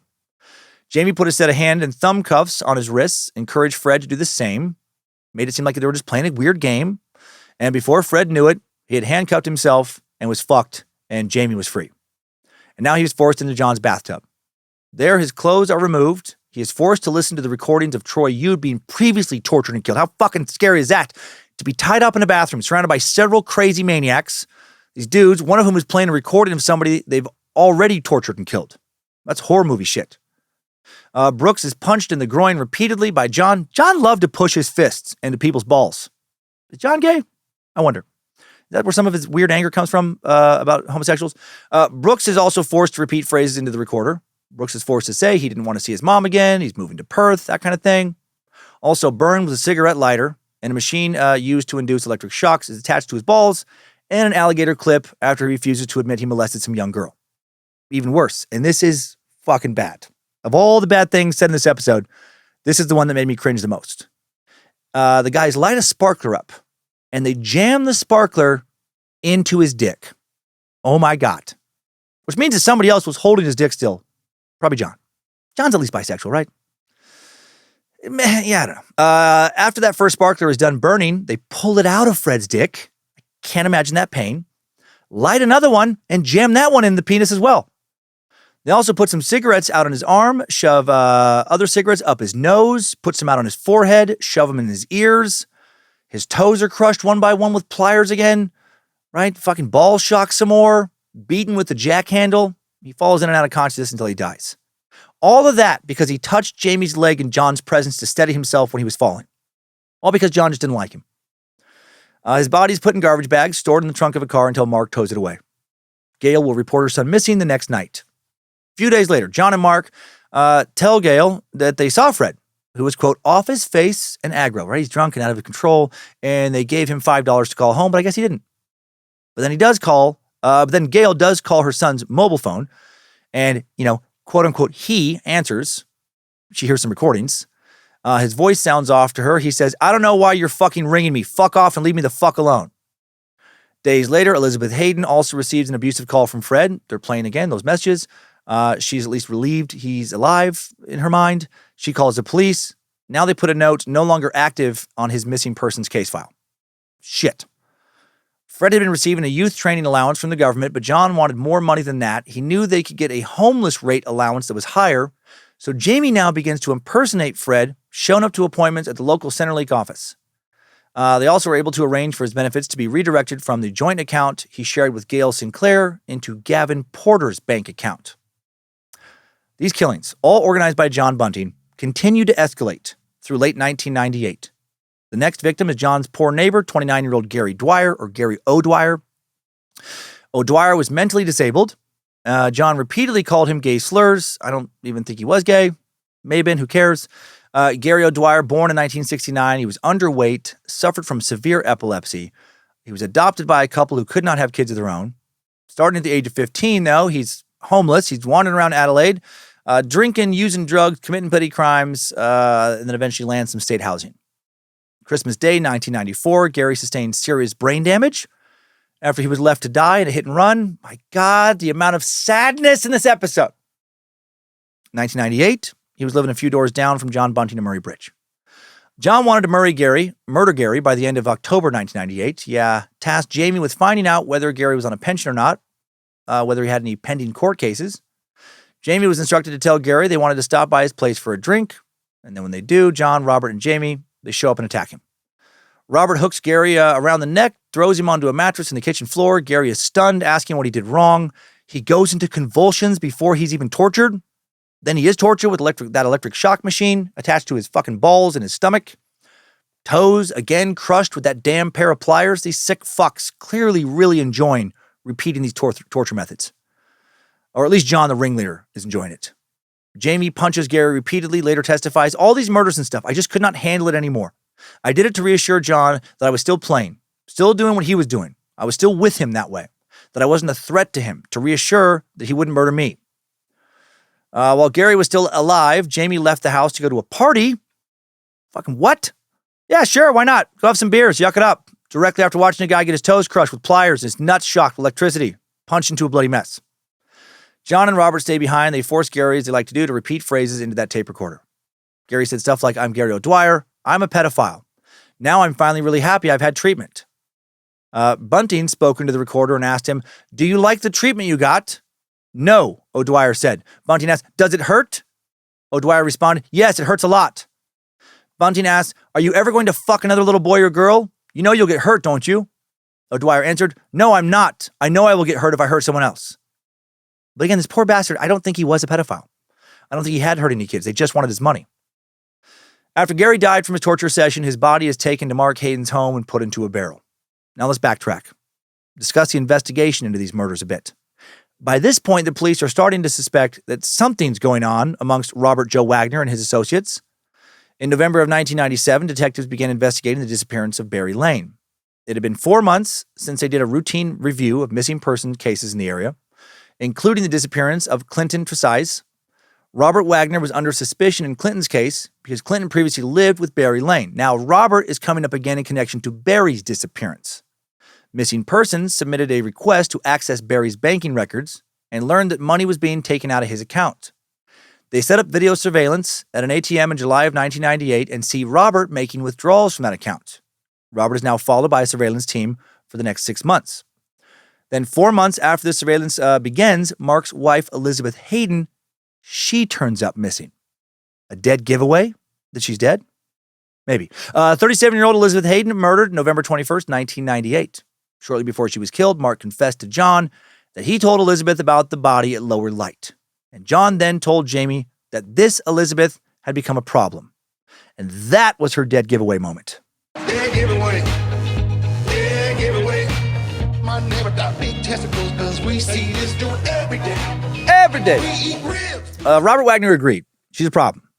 He said he considered Elizabeth to be a whore and a lowlife. On November 21st, 1998, John and Robert sneak into Elizabeth's home when Mark and the kids are gone for the night. Now these fucking pedo hunters are killing one of their task force members' wife. They drag Elizabeth into their bathroom where they torture and kill her. Elizabeth pled for her life as John and Robert restrained her, forced her into the tub. Bunting forced her again to speak into the tape recorder. She is strangled to death after being tortured. Elizabeth's body was put into some trash bags, dragged into a pit under the garage of her home, and her remains would have to be moved again later. John wrote a journal entry so he wouldn't forget any of the details about this, and part of it read, "The routine of confession that has to be got through. That has to be got through.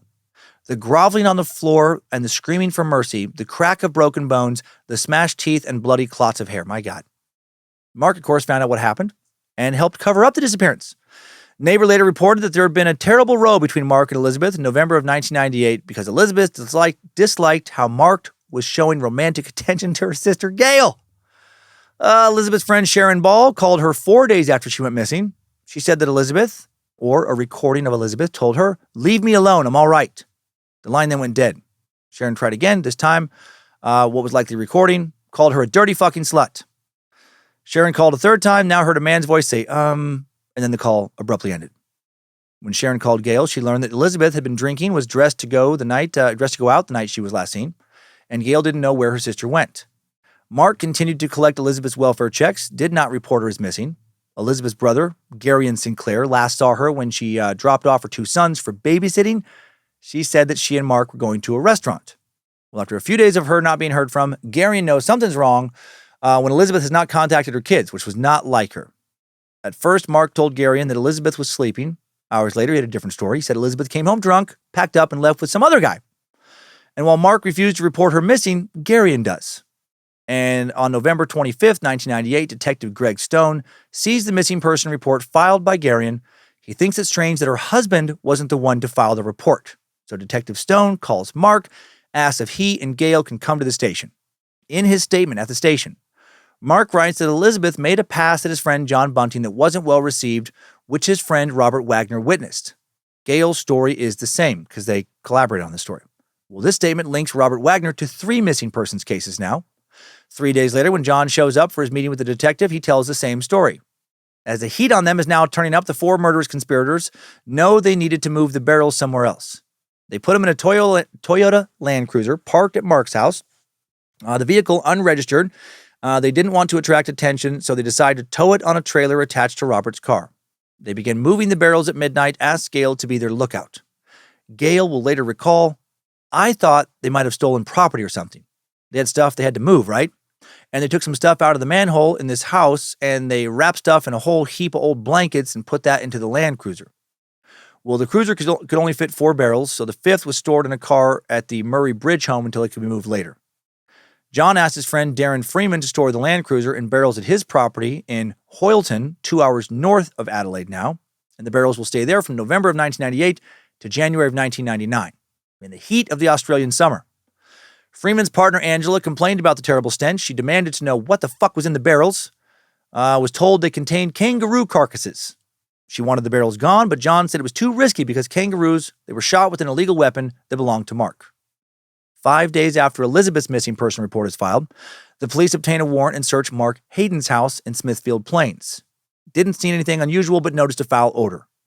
Police would later believe that if they had acted sooner, they would have found 6 plastic barrels containing bodies of 6 men and a freshly dismembered body of Elizabeth, which were stored on Mark's property before they were moved.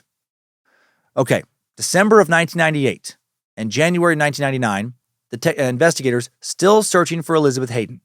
They now believe foul play was involved because her documents, purse, bank card, rings were found. Mark said he didn't know why she would leave all that behind. In early January 1999, detectives back at Mark's home in Smithfield Plains, they went into Mark's back shed, found a big open pit, which he said was used to work under cars. It definitely wasn't a big murder hole that he and John had dug. They didn't do that. They don't dig murder holes. Detectives noticed immediately that the smell was horrific, and the detectives felt sure a body had recently been there. There was maggot casings in the pit, which indicated they'd been feeding on something. Investigators were back on January 13th after a neighbor reported that she saw a man loading bags into a Land Cruiser, which had since disappeared. Investigators now sprayed luminol in the laundry room of Mark's house, found blood. Mark and Gail Sinclair said it was used as a dog whelping room, and that the couple, and that could explain the blood. For a bunch of idiots, I'm surprised they're able to make up these plausible lies and still haven't been caught. Also kind of surprised they didn't say it was just like a dog raping room. That's where we rape the dogs there. That's sometimes gets a little bloody. Also in January of 1999, John's friends Darren Freeman and Angela moved to Snowtown, about 45 kilometers, a little over 20 miles from Hoyleton. Finally, we have made it to Snowtown, and the Snowtown Murders suck. Angela is angry when the Land Cruiser is towed to their property. Snowtown, again, located in the mid-north region of South Australia, about 90 miles north of Adelaide. Town is settled by non-Indigenous Australians, was settled in the mid-19th century, and developed around a railway station. It is part of South Australia's so-called wheat belt, economy mostly based on agriculture, livestock, and salt mining. And again, there's now that windfall farm I mentioned. Fun fact, it has literally never snowed once in Snowtown. The governor of South Australia named the town after his secretary, Thomas Snow, back in 1878. Okay, Mark and John approached Rosemary Michael to ask about renting the former state bank building she and her husband owned in Snowtown. John said he wanted to use it to store equipment for repairing cars and motorcycles. Asked if it would be okay to store drums of acid inside the vault, because you need a lot of acid to work on these motorcycles. A rental agreement was signed by John Bunting and Mark Lawrence, which is Hayden's real surname. The Snowtown branch of the state bank closed in 1995. The bank was used as a craft shop for a little while afterwards, but that business failed and it was sitting unoccupied. Meanwhile, John and Jamie are still trying to get victim Fred Brooks benefits, as all of their other security schemes had now dried up. Social security schemes. Jamie appeared for a medical appointment, convinced the doctor he was Fred Brooks, said he could not fill out his forms due to schizophrenia, was permitted to file his forms every 3 months. Okay, Jamie then opened a bank account in Fred's name. Again, for a bunch of idiots. They're not complete idiots when it comes to crime. Jamie leaves John to live on his own in late December of 1998. But then in March of 1999, he's arrested for riding an unregistered motorcycle and non-payment of fines. After his arrest, he's living back with John again. February of 1999, investigators were given permission to monitor phone calls between Bunting, Wagner, and Hayden. They would record more than 5,800 hours of conversations. God, these guys talked a lot. I'm sure they heard a lot of riveting, highbrow intellectual stuff. You ever fuck a dog, like a very small dog? How would you recommend holding a small dog to go about fucking that compared to like a Labrador? Just hours of like fucking stupid, horrible conversations. Additional surveillance operations were conducted 25 times from February to May of 1999. The crew's final victim will be killed that last month, May 9th, 1999. 24-year-old David Johnson, Jamie's stepbrother. My God. Has lost a half-brother and a stepbrother now. John Bunting disliked David because he felt like he cared too much about his appearance. And that obviously made him gay, which made him a pedophile. Seriously, that was his reasoning. That was his death sentence dead giveaway. The bar keeps getting lower when it comes to who qualifies for getting murdered. Every day. Every day there's something crazy going on in the story. John Bunting talked about getting David and suggested that Jamie find a way to bring him to the bank in Snowtown. On Mother's Day, 1999, Jamie drives David to Snowtown under the guise of helping him purchase a secondhand computer. Before David's killed, the police listened to disturbing phone calls that indicated the group was planning to kill him, but they didn't know where or when, so they were not able to save him. On the night of the murder, the police intercept a call at 6:40 p.m. "Where are you?" asked Robert Wagner. Jamie answered, "I'm just at my mom's house now, taking the car home. Then we're leaving." "Right. So you've got Pusshead with you?" "Yeah, he's just behind me." 16 minutes later, Jamie received another call from John, who said, "This is the voice of happiness." Jamie said they were on their way up to the bank, and John said, "Just walk straight in." Later that night at 10:40 p.m., John asked Jamie over the phone, "How is it?" Jamie answered, "Not authorized. Canceled." John said, "Oh, in other words, there's no money." They were discussing how Jamie attempted to access David's account after he was dead, but found it empty. Let's now discuss how David died. Poor bastard. According to Jamie, David thanked him for bringing him to Snowtown. Bunting and Wagner ushered him into the manager's office of the old bank to look at this computer, supposedly. But then David is grabbed from behind and handcuffed. John tells David he can go home once he hands over his wallet and PIN number.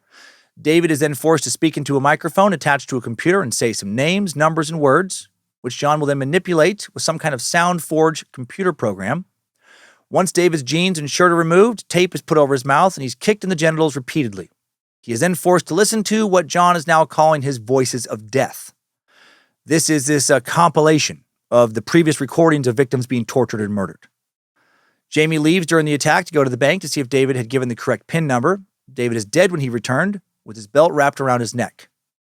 All because John felt he dressed in kind of a gay way, but really because John just wanted his money, which he didn't even have. David's body then dismembered and shoved into a barrel in the vault. During the dismemberment, Darren Freeman arrived at his home in Snowtown, found a note on his door asking him to call Wagner. John answered the phone. Freeman was feeling curious and used his key to enter the bank. Jamie and Robert walked out wearing gloves and overalls, and Darren felt like he had just walked in on something. After it was over, the men went to Freeman's home to shower, and at some point that night, Bunting and Wagner fried and ate a piece of David's flesh. Yeah, why not? Want to throw some cannibalism into this shit show of an episode? Jamie and Robert then spread a story that David ran away with a 13-year-old girl he was molesting, even though they also said he was gay, and he was now hiding from the police. John and Jamie then filed a form to claim David's Social Security benefits, and they sold his car to Gail Sinclair. Gail told David's father, Marcus Johnson, that David had asked us to collect his belongings when she was caught going through his things. At the time of his death, David was engaged to a woman named Linda Korvaskis. Linda was upset to hear that he had gotten another girl pregnant. He didn't, just another lie, the crew said about David. But she warned Robert and Jamie that if she didn't hear from him soon, she was going to call the police. Linda then receives a call from dead David using John's voice manipulation software, and they had Gail pretend to be David's new girlfriend. God, how are they so fucking dumb and smart at the same time? May 20th, 1999, the remains of 8 victims are finally found in 6 plastic barrels inside the Snowtown Bank vault. Earlier that day, John had called Adelaide Auto Wreckers about a spare part for a car, Turbo Exa, some type of car David Johnson drove.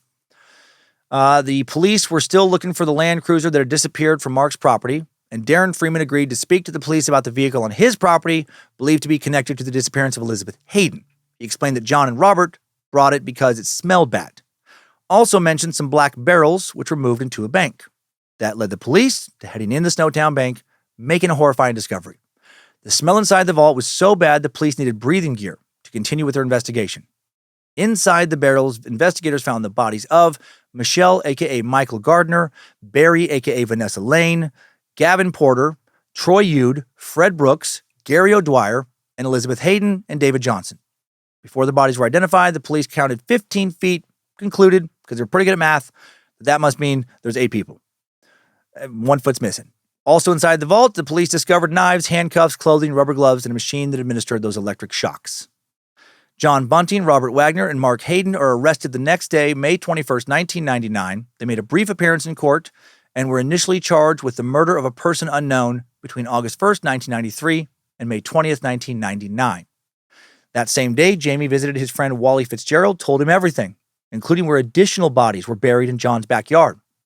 Fitzgerald then called Crime Stoppers the next day, March 22nd. Good man. Before he called, the police spoke to Jamie on May 21st. He was not a suspect at the time. Within 24 hours, though, Jamie spoke to a lawyer who then called the police and informed them his client had info about bodies at Snowtown. Elizabeth Harvey was interviewed immediately after John was arrested, admitted she had not seen her son Troy for 8 months. She denied knowing anything about the murders and could not explain why she had a letter addressed to Suzanne Allen in her handbag. Elizabeth changed her mind while driving home, went back to the station, told the police now that John found Suzanne dead in her tub when he and Wagner went to rob her, and that John and some other shitheads buried her so that they would not be arrested for robbery, and that she had been impersonating Suzanne to get benefits for the next 12 months. Elizabeth is now charged with fraud, but allowed to return home. The remains of 47-year-old Suzanne Allen are now found at John Bunting's home on Waterloo Corner Road, May 23rd, 1999. Using ground-penetrating radar, investigators discovered human remains buried in that giant backyard hole of John's, Suzanne's dismembered remains wrapped up in 11 different trash bags. Investigators were later determined that Bunting and Elizabeth Harvey stole $17,000 of pensions meant for Suzanne. Elizabeth and Jamie now decide they have to talk to Marcus Johnson. Elizabeth tells him, "We believe that David is up there," pointing towards the sky. Jamie agreed with her and added, "I'm sorry, Marcus," because David was Marcus's son. Elizabeth told Marcus that Troy's body was also in the barrels. Jamie even showed Marcus the bank cards that belonged to David and other victims. Elizabeth was still having a hard time accepting everything and asked Jamie if it was all true, and he tells her, "Sorry, Mom, it's true." Elizabeth and Marcus now go to a pub where she decides she's going to call the police to tell them about her son, Troy Yude. And then Jamie is arrested and taken in for questioning. His lawyer lands a deal for him. He's going to share info from Elizabeth about the location of 2 more bodies in return for assurance that Jamie's statements could not be used against his mom. Jamie's 6-day-long interview, holy shit, will start May 24th, 1999. He was told that immunity could be on the table if he cooperated, but then his request for immunity will be denied 10 months later. While at the station, Jamie attempted to kill himself by overdosing on heroin, but is revived. In a call to his mom, Jamie said, "If I go to jail, I will do myself in. I don't care. It's hard enough sleeping at night now without sleeping in a 4x4 cell. After tomorrow, I might be in jail. I might have to put John in for everything. Then I might have to say he did a couple of others, unfound bodies that were found and stuff." On May 26, 1999, the police used ground-penetrating radar and discovered skeletal remains in the hole in John's backyard. It was the body of the missing dog-fucking pedo shit-stain Ray Davies, killed Christmas Day, 1995. Second body buried directly underneath Suzanne Allen's body. June 2nd, 1999, Jamie Vlasakis is arrested and charged with the murder of David Johnson the next day. At the hearing, the judge agrees to lift the suppression of Jamie's name, location of the offense, and the date. Jamie starts a second round of interviews that will end in the Australian spring. His final statement will be almost 2,000 pages long. The names of most of the victims were released to the public June 11th, 1999. Almost 5 years later, the public learned that the body of Clinton Resice had been found in Lower Light. On July 2nd, John Bunting, Robert Joe Wagner, and Mark Hayden jointly charged with 10 murders. They were accused of killing Clinton Resice, his name is just a little tricky for me, Suzanne Allen, Barry Lane, Michael Gardner, Troy Yude, Gavin Porter, Gary O'Dwyer, Elizabeth Hayden, Frederick Brooks, and David Johnson, who was not yet officially identified. This was the beginning of a lengthy and expensive legal process. At the end of April 2000, Jamie is charged with 4 more murders. The committal stage will start December 11th, 2000. In Australia, before a serious criminal matter is transferred to a higher court, it goes to what's called a committal process in the local court. And during that stage, police will send attorneys and the accused the evidence that they've gathered in their investigation called a brief. A pathologist who conducted 4 autopsies was one of the first witnesses, pathologist Dr. John Gilbert. told the court that the putrefied state of the 4 bodies made identifying the cause and date of death difficult. The cause of death could only be identified in 5 cases. Gilbert described the dismemberment as crude and said it occurred after death. Chief forensic pathologist Ross James conducted 5 autopsies, and he testified that Elizabeth Hayden was 8 weeks pregnant when she was killed. Damn. The skin of several victims was blackened in places from electrical and fire burns, he testified as well. Court heard that John Bunting forced some of the victims to make statements from a prepared script so he could record them, replay the tapes later to trick relatives into thinking they were still alive. Police also found a notebook that contained a script that some of the victims were forced to say into the recorder. The script was in Bunting's handwriting, but all 4 of the accused fingerprints were on it. Phrases said by David Johnson were recorded on a computer, and those same phrases were found in the notebook.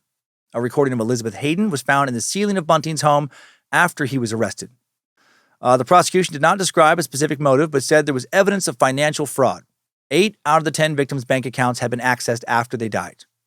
After victims died, the accused accessed their Social Security benefits by falsely assuming their identities. Gail Sinclair, now going by the name of Jody Elliott. Why do so many characters have to keep fucking changing their names in the story? Also a witness in the committal hearings. She was offered immunity from prosecution in exchange for testimony. Gail admitted to trying to obtain payments on behalf of Suzanne Allen. She said John asked her to call Social Security and pretend to be Suzanne so she could tell them she was no longer missing. Gail tried calling, but was told she had to come to the office, and she refused to do that. Gail and John also tried to rent a house in Suzanne's name, but that deal fell through. Robert's girlfriend, Maxine Cole, testified that Gavin Porter's car was registered in her name after he disappeared. She testified that John and his friends liked to brag about how they destroyed others' property, and John disliked multiple people, including Michael Gardner, David Johnson, and Troy Yude. Maxine also spoke about a so-called hit list, which Jamie told her about after Robert, Mark, and John were arrested. Jamie's stepfather, Marcus Johnson, was on that hit list, as well as Mark Hayden. John would have killed his whole fucking group of friends if he had enough time to do so. Elizabeth Harvey died from cancer February 6, 2001, which was a huge blow to the prosecution because she did not testify at the committal hearing. Before she died, though, she spoke to a journalist, said she never figured out why John killed so many people, but perhaps he did it just because he could do it. At one point, Jamie and John were put in the same prison. That must have been fun. When Jamie asked John, his adoptive father figure basically, if he was going to kill him, John replied, "I can't believe you'd fucking ask me that question because you know I'd do anything to get out of here." So I guess that meant he would have killed him if he thought that would help him walk free. John finally being truthful here. February 19th, 2001, the court hears from Raylene Brown, whose former fiancé was friends with John Bunting. She said that John talked about skinning people, putting salt in their wounds, that kind of shit. Also discussed the way you could blow up houses and torture people and hurt people, which I guess is just more of the skinning stuff. Some of the stuff he said was about razor blading people, skinning people. John's the one who said about putting stuff through the air conditioning and getting rid of people that way. She didn't take him seriously until the bodies were found. Man, so glad I don't have any friends who come over to the house and brag about torturing and killing people. June 21st, 2001, court is back in session for Jamie's surprise arraignment. He pleads guilty to the murders of Troy Yude, Fred Brooks, Gary O'Dwyer, and David Johnson, and is sentenced to life in prison for each count. The 5th murder charge against him for Gavin Porter was dropped. July 4th, 2001, Bunting, Hayden, and Wagner officially committed for trial. August 13th, 2001, the 3 defendants pleaded not guilty to 10 counts of murder before the South Australia Supreme Court. Submissions for Jamie's sentencing delayed until October 2001. 2 psychiatrists had determined that Bunting was able to control Jamie because of Jamie's wildly unstable, highly abusive childhood. He was diagnosed with both depression and PTSD. One of the psychiatrists said about Jamie, "In my opinion, one of the many tragedies in this case is that a vulnerable, immature, and dependent adolescent, desperately seeking adult love, care, and concern, fell under the influence of John Bunting." Yeah, well said, actually. Experts were of the opinion that Jamie could one day be reintegrated into society. And in court, Jamie said, "I hate myself for the fact I have done these degraded crimes. I have to live with the pain and suffering I have caused to the victims, families, and friends, and it sickens me to think that I could even be involved in taking away precious lives from their loved ones. When I lie in bed at night, I think I don't know myself anymore. In the mornings, I wake up and think, why? And when I look in the mirror and look at my face, I think, this is not me. How did I end up in this position? I could kill myself tomorrow, but then I think this would be the easy way out. And then I realize the choices I have made are the ones that will affect my life forever. Now is the time to face up to my mistakes and own up to my responsibilities. I am so sorry for what I've done, and I could never forgive myself. I would like to say to the loved ones of the victims, I know that nothing I have said today, nor anything else, would ever make up for the pain I have caused you. I know the damage I have done to your lives and the suffering you will have to experience, and I know you can never forgive me, but I am sorry. And you know what? I mean, for an apology statement for crimes as serious as these, that might be the best one I've ever heard. No passing the buck. No attempting at garnering sympathy. I do feel bad for Jamie. Man, talk about being dealt a shit hand in life. May 21st, 2002, John Bunting charged with 2 more murders for the deaths of Clinton Trezise and Thomas Trevelyan. Mark Hayden also charged with the murder of Clinton Trezise, but his murder charges overall reduced to 3, including the murders of Elizabeth Hayden and Troy Yude. The judge determined that Mark's trial would be separate from John and Robert's trials. Jamie Vlasakis, formally sentenced to life in prison with a non-parole period of 26 years, July 10th, 2002. The judge said that the most horrific murder Jamie participated in was the murder of 18-year-old Frederick Brooks. He was subjected to electric shocks and his flesh was scorched with a cigarette lighter. His right toe was crushed with a pair of pliers. You said that you did not play a part in this torture, but you were present. September 27th, 2002. Robert Wagner now pleads guilty to 3 counts of murder for the deaths of Barry Lane, Fred Brooks, and David Johnson. John Bunting and Robert Joe Wagner's trial officially starts October 16th, 2002. Bunting will plead not guilty to 12 counts of murder. Wagner will plead not guilty to 8 counts. The defendants were also charged for stealing a total of $95,000 from the victims. According to The Guardian's coverage of the trial, investigators could not determine a motive at first and thought the deaths were connected to a pedophile ring. They then decided that the victims had been tortured to extract Social Security details. Only later did they consider that the killings might be all but motiveless. The jury heard that the murders were ritualistic and humiliating. Several were forced to confess to being pedophiles before they were killed, even if they weren't. Prosecution portrayed John as the ringleader, because he was. He killed people on a whim. He hated pedophiles, wanted to kill them as a form of vigilante justice, but he also hated people who were gay, transgender, obese, had learning disabilities, or just annoyed him. Jamie Vlasakis took the stand in February of 2003, would testify for a full 32 days. That's a lot. Jamie would say about the motive, they were a disease and we were the cure. They had to be gone to the clinic to be cured, to make them good. His accomplices referred to murders as playing. When they were talking about the murders, it's like, when you go to a shop with a young kid and, you buy them a toy and the kid gets really excited. It was like that. He testified about Bunting's tools of torture and mutilation that were found in the Snowtown bank. One of those items was a Variac machine, normally used for nickel plating. And that's the machine that was emitting that strong electrical current. After they went to that machine after they were starting off with a car battery, it seems. According to Vlasakis, Bunting attached this machine to victim Fred Brooks, asked him to rate his pain on a scale of 1 to 10 after he was shocked. After a few seconds, Brooks said the pain was a 10. After being shocked again for longer, he said it was 100. My God. Evidence was completed July 10th, 2003. The defense's argument lasted less than 2 hours because they had no defense. September 8th, 2003, John Bunting found guilty of 11 of the 12 counts of murder. Robert Wagner convicted of 7 counts of murder. The 4 women informed the judge they could not reach a verdict on the murder of Suzanne Allen. The judge sentenced them to 11 and 10 life sentences, respectively. He couldn't, under Australian law, sentence them to life without any possibility of parole, but he didn't list in their sentencing when they could become eligible for parole. So a little bit of a loophole there. In total, the trial lasted for 11 months. 227 witnesses testified, and the proceedings cost $15 million. December 19, 2004, Mark is convicted of 5 counts of assisting offenders. The jury deadlocked on his participation in the murders of Troy Yude, Elizabeth Hayden, and David Johnson. Senior prosecutor Wendy Abram indicated she would seek a retrial on those charges. September 16, 2005, the prosecution agreed to drop the murder charges if Mark would plead guilty to assisting with the disposal of 2 more bodies, and he does. And he is then sentenced to 25 years in prison, eligible for parole after 18 years. May 6, 2007, prosecutors formally dropped the final outstanding murder charge against John Bunting and Robert Wagner regarding the death of Suzanne Allen. Prosecutors said it would be not in the public's interest to go through with a retrial.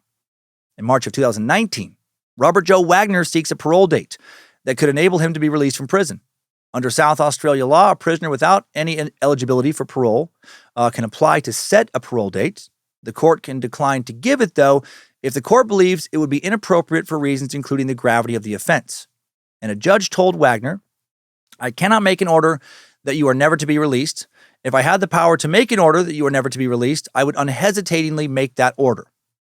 He's never getting out. Wagner's application for a non-parole period formally denied May 9th, 2019. Part of the judgment said, I firmly consider that the bodies in the Barrels murders are the worst crimes ever to be detected in South Australia. The judge also noted that Wagner showed pleasure in inflicting pain and boasted and joked about his involvement in some of the killings. The applicant also personally dismembered several of the victims after death and treated the bodies with an appalling lack of respect and dignity. After the murders, the little burg of Snowtown experienced an economic boost from some true crime tourism, but it came at a cost.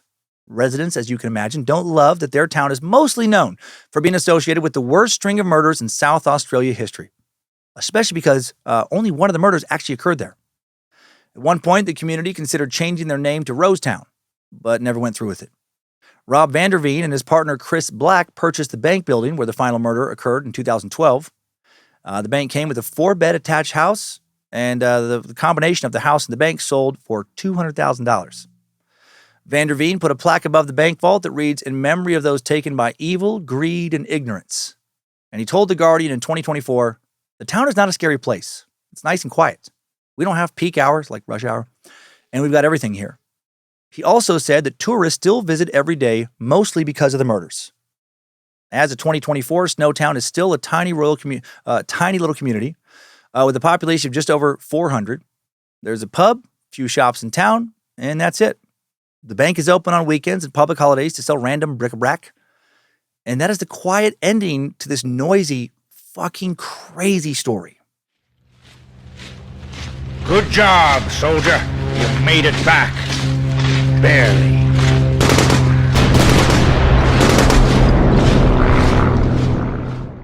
Man, what a wild mess of a tale.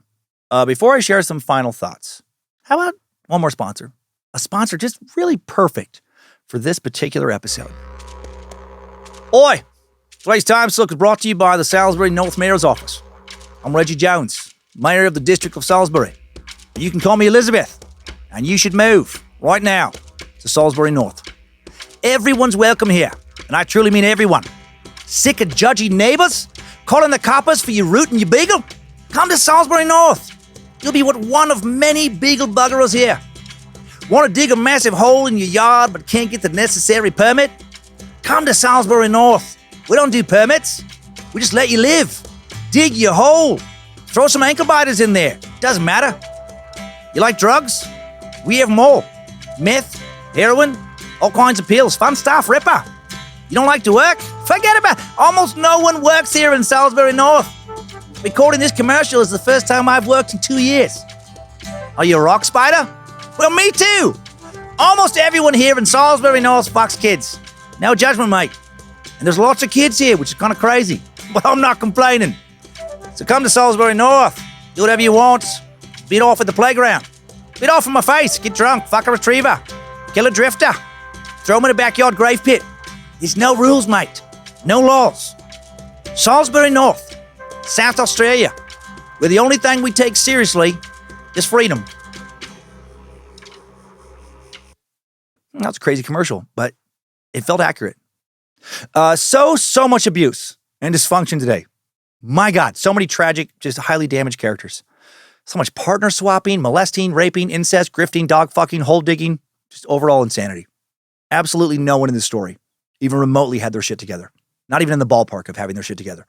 I truly cannot imagine what it was like to live, at or near 203 Waterloo Corner Road in Salisbury North in the 90s, where all of your neighbors, or at least most of them it seems, are just so colossally fucked up, where everyone's house is filthy, where sexual abuse is commonplace, where dudes just fuck dogs in trailers or stand in their window and beat off, where no one ever seems to, hold a steady job, where people just disappear on a regular basis, where people just rotate from home to home, partner to partner on the same street, all fucking the same people, no one with any direction or purpose in life. We just talked about purpose a few weeks ago, the existential suck. So many of these characters, so purposeless, just drifting in the worst ways through their lives. Not John, though. John Bunting had a purpose. He was a pedo hunter, in his mind at least. He was the cure to the disease of pedophilia. And he led his ragtag crew of misfits to believe they were doing something noble as well. I guess he gave them purpose that way. But they weren't doing something noble. At least not normally. Some of the people they took out, certainly fucking scumbags. I'm glad that they got taken out, truly. But others weren't. Right? Those guys weren't cleaning up the neighborhood. They were running a welfare benefit scam. And it sure seems like John truly enjoyed just torturing the fuck out of people, whether they were bad people or not. Man, I did not expect this topic to have this much crazy in it. My head is still spinning. Let's move along to the takeaways. Get the hell out of here. Timesuck Top 5 Takeaways. Number 1, John Bunting was the leader of the group of killers who committed the Snowtown murders, men who considered themselves to be pedophile vigilantes. Several of them were sexually abused as children, which motivated them to seek revenge against child predators. But then they started killing people who weren't pedophiles, people whose money they wanted. In the end, they became even worse than the rock spiders, than the daddies they were killing. Number 2, John Bunting turned young Jamie Vlasakis into a killer. Jamie was the son of John's romantic partner, Elizabeth Harvey, one of so many fucking Elizabeths, and he suffered significant trauma as a child and young adult and was desperate for belonging, acceptance, and a father figure. John gave him all of that, but at a terrible price as he indoctrinated Jamie into his terrible murderous belief system. Number 3, in the murder of David Johnson, the last of the Snowtown murders, 2 of the killers engaged in an act of cannibalism by frying and consuming a piece of his flesh. How the hell did that have anything to do with pedophile vigilantism? Number 4, John Bunting and Robert Wagner's murder trial lasted 11 months, making it one of the longest in Australian history. In the end, they received multiple life sentences and a non-parole period that has still not been set, meaning there's a good chance that they'll never qualify for parole, and they will die in prison as they should. Number 5, new info, prisoner release updates. Mark Hayden first became eligible for parole in 2017, but his first application was denied. He applied again in 2021, also denied. January of 2024, the South Australian government said it was seeking legal advice on whether new laws could be used to keep Hayden in jail. For example, in 2022, Australia created a standalone offense that criminalizes concealing or interfering with human remains, but they would not be able to use that new law to keep Mark incarcerated. His 25-year non-parole period ended this past April, and he was released to an undisclosed location. He's 65 years old, and if you live near Adelaide, he might be your neighbor. Jamie Vlasakis scheduled for release next year in 2025 when he'll be only 46, and I'm glad, actually, that he will be set free. None of the murders were his idea, right? He had one of the worst men in fucking Australian history take him under his dark wing after being repeatedly sexually abused and neglected by so many people growing up. No one ever really looked out for him. He was another victim, in my mind, of John Bunting. Timesuck Top 5 Takeaways. Whew, Snowtown Murder, 7 years of insanity in South Australia has been sucked. Thank you to the Bad Magic Productions team for all the help in making Timesuck, starting with Queen of Bad Magic, Lindsay Cummins, for having to listen to me talk about this subject so much the past few days. Thanks also to Logan Keith helping to publish this episode, designing merch for the store at badmagicproductions.com. Thanks to Olivia Lee again for doing the research on this one. Also, thanks to the All Seeing Eyes moderating the Cult of the Curious private Facebook page, the Mod Squad making sure Discord keeps running smooth, and everyone over on the Timesuck subreddit and Bad Magic subreddits. And now, updates. Updates? Get your time sucker updates. First up today, a meat sack Marine. Clinton Bowers writes in with the subject line of, I'm a triple M myself, Dan, regarding episode 420. Hello, Dan, Lordeth of the Sucketh. Well played. Listening to episode 420, and I got to the part about Jean-Paul Sartre being a military meteorologist. I too was a motherfucking military meteorologist, triple M, in the Marine Corps. Almost like a quadruple M there. To answer your question, military meteorology in World War II was very accurate, actually. The Normandy invasion, or D-Day as we call it, the date of June 4th for the invasion was specifically chosen due to certain weather conditions that were going to exist at the time that would allow for the concealed movement of ships and equipment. The weather was supposed to break at a certain time on June 4th. The American military meteorologist at the time, who was not near France, had gotten the weather all wrong, and if it wasn't for a British forecaster, the invasion probably would have been a complete failure. Being able to accurately predict meteorological conditions on the battlefield has been a vital part of fighting wars for a long time. Even Sun Tzu spoke to its importance in battlefield planning. Yeah, the art of war. right? I think that's what he wrote. Yes, technology has gotten better, and I can say without breaking any kind of intelligence protocols that Marine Corps meteorologists have to maintain a 98% accuracy rating just to be certified to deliver forecasts. Couple that with a lot of scientific knowledge on how the weather affects weapon systems, manpower, and the like, it's quite a lot of responsibility for, say, an E4 who's low in the totem pole in the chain of command. There were a couple times in my career that a corporal or a sergeant I had to tell some very when I was a couple times in my career as a corporal or a sergeant, I had to tell very high-ranking individuals certain weather information that made a huge impact on base and wartime operations. Whenever I tell people that I was a meteorologist in the military, the number one answer that I get is, I didn't know they had that. Especially being a Marine, it's crazy how many people don't even know that job exists. I wasn't very fond of my job because it wasn't very glamorous and I wanted to fight, but it was pretty rewarding. It had some very cool aspects to it.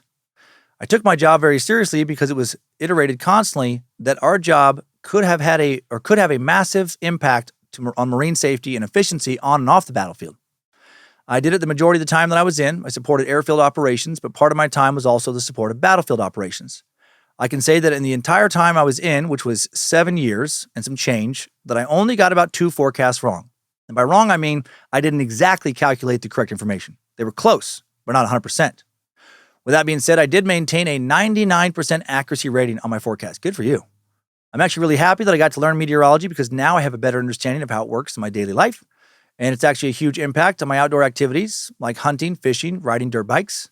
Our friends find it really weird that I can just look up at the sky, tell them what the weather is going to do based off the color of the sunrise and the sunset. That's awesome. One thing a lot of people don't know is when you go through meteorology training in the military, you actually get close to an associate's meteorology degree with only 17 months of training. It's one of the longer MOS schools in the military for every branch of the military except the Army. The Air Force is the branch that supports the Army with weather information. Every meteorologist in the military attends training by the Air Force. After your initial training of 17 months, there's also auxiliary schools to go to that include space, weather, tropical weather, bunch of other specialized weather info, where you can learn more about the stuff that takes additional time recruit towards your degree. If you're actually to participate in all of the meteorology training that all the military has to offer, you'd be close to having a bachelor's degree in less than 2 years. My peers went on to get their degrees in environmental sciences or meteorology or earth sciences. Due to this, they gave themselves the opportunity to become officers. Like I said, it's not a very glamorous job, but it's very specialized and highly important. I thought it was very cool to hear somebody that was important in history actually being a military meteorologist. It's a very unheard of job. Not very often that I get to relate to the subject of a Timesuck episode, except I nerded out on this one and had to write to tell you a little bit about military meteorologists. I could literally talk for hours on the subject just to give a brief overview of the cool stuff that meteorologists in the military do, but that would be a Timesuck worthy, like your whole Timesuck itself. Thank you for everything you guys do over at Bad Magic. You guys have been a huge part of my life and one of 5 podcasts I listen to regularly and the first podcast I ever started listening to. You and Lindsay have inspired me to do much and be a better person. Thank you, even though we've never met. I feel like I'm part of your family as well. You guys stay classy. Keep sucking. Make death earn it. Respectfully, Clint Bowers. Oh, shit, Clint. Thanks for a great message, man. And for the kind words. Make death earn it. I love that. And 98%, that is wild. I honestly didn't know you could be that accurate with weather predictions. I've been joking about weather forecasters too much, I guess. Thanks for the D-Day info. That's super cool. It does make a lot of sense once you lay it out like you did. Hope you keep listening. Keep staying part of the fam. And yeah, thanks for being awesome. Next up, Z. And Z, you did not ask me to take out your name, but I'm going to be careful and do so anyway. Z sends in a message with the subject line of Hero Pothead Saves Suicidal Teacher. What up, Cummins? And they write in it, I'm a first-year public school teacher, and even though I should definitely be climbing my mountain of paperwork right now, I got to pause to write in. I want to thank you. Your suck on existentialism was the wake-up call I didn't know I needed. So I've just started my first real grown-up music teaching job, and dude, it is hard as fuck. I could have taught anywhere, but I made the, let's say, interesting choice to take a job in one of Chicago's roughest schools. I thought I was prepared to teach these kids. I am not. I have been insulted on a daily basis, injured frequently, and spent more time breaking up fights than I have teaching music. Every day has broken my heart a little. Many of my students come from poor, neglectful, even violent households. Oh man, this episode must have been great for you. And they don't give a single shit about the little white lady begging them not to break her pianos. And yeah, race is a big part of it. I've been told over and over by my bosses that many of the kids are racist against white people. I was too naive to believe that at first, but by Nimrod, they sure are. I feel like I need to read a whole library's worth of books on race and the needs of black students, but who has the fucking time? 4 weeks into my dream job, I found myself sinking fast into depression. Now and then I'll imagine killing myself, then immediately follow it by saying, why the hell did I think that? Shouldn't I be happy? These kids need music. My whole purpose in life is to teach music and play music. No one told me this would be easy, so why aren't I happy? Your high existential ass just answered that question for me. Of course I'm unhappy. I've convinced myself that this is my purpose, my sole purpose. And why? Because I'm a good teacher, because I love music, because I just dumped 3 years, half my sanity and all of my savings into a low-rent graduate program so I could make it here? Bullshit. I have no set purpose. Rather, I have a series of choices each day. How do I want to feel? What do I want to do? What do I want to put out into the world? That's it. No one is making me live for this. And living for a job this hard is only going to hurt me. I'm damn thankful that I listened to the suck before teaching today. When I realized the amount of pressure I was putting on myself, I let it go. And you know what? Today went a lot better because I didn't try to be perfect. I cared only about the social contract. I'm here to help these kids and to help them learn to be good to each other. All the rest is noise. We had a relatively calm and productive day, hopefully the first of many. So thank you, Dan, for reminding me this new teacher to drink some Whipple Chill. It's hard not to get caught up in the great lie of purpose, a lie shoved down our throats every day. Like you said, we're on this earth to mess around. I have an important job, and I'll do the best I can. But I'm also going to keep reminding myself that I'm not Robin Williams in Dead Poets Society. Like, that doesn't make me less worthy. If I choose any purpose, it'll be to live a good life. And maybe to get hit with fewer pencils. Oh, sorry, not sorry for the long, hard message, because you can take it like a man. Keep giving us life, Dan and Lindsay and the rest of the Timesuck crew. You make teaching so much easier. And keep smoking that sweet ganja, my man, Z. Well, what a great message, Z. I really love when you wrote, today went a lot better because I didn't try to be perfect. I cared only about the social contract. I'm here to help these kids and to help them learn to be good to each other. All the rest is noise, right? Oh, man, I do the same shit to myself. For a while, honestly, I started to hate podcasting because I was only focusing on my fuck-ups, in spite of podcasting being so good to me, or on the odd negative review, or just like, I don't know, the time some weeks it took.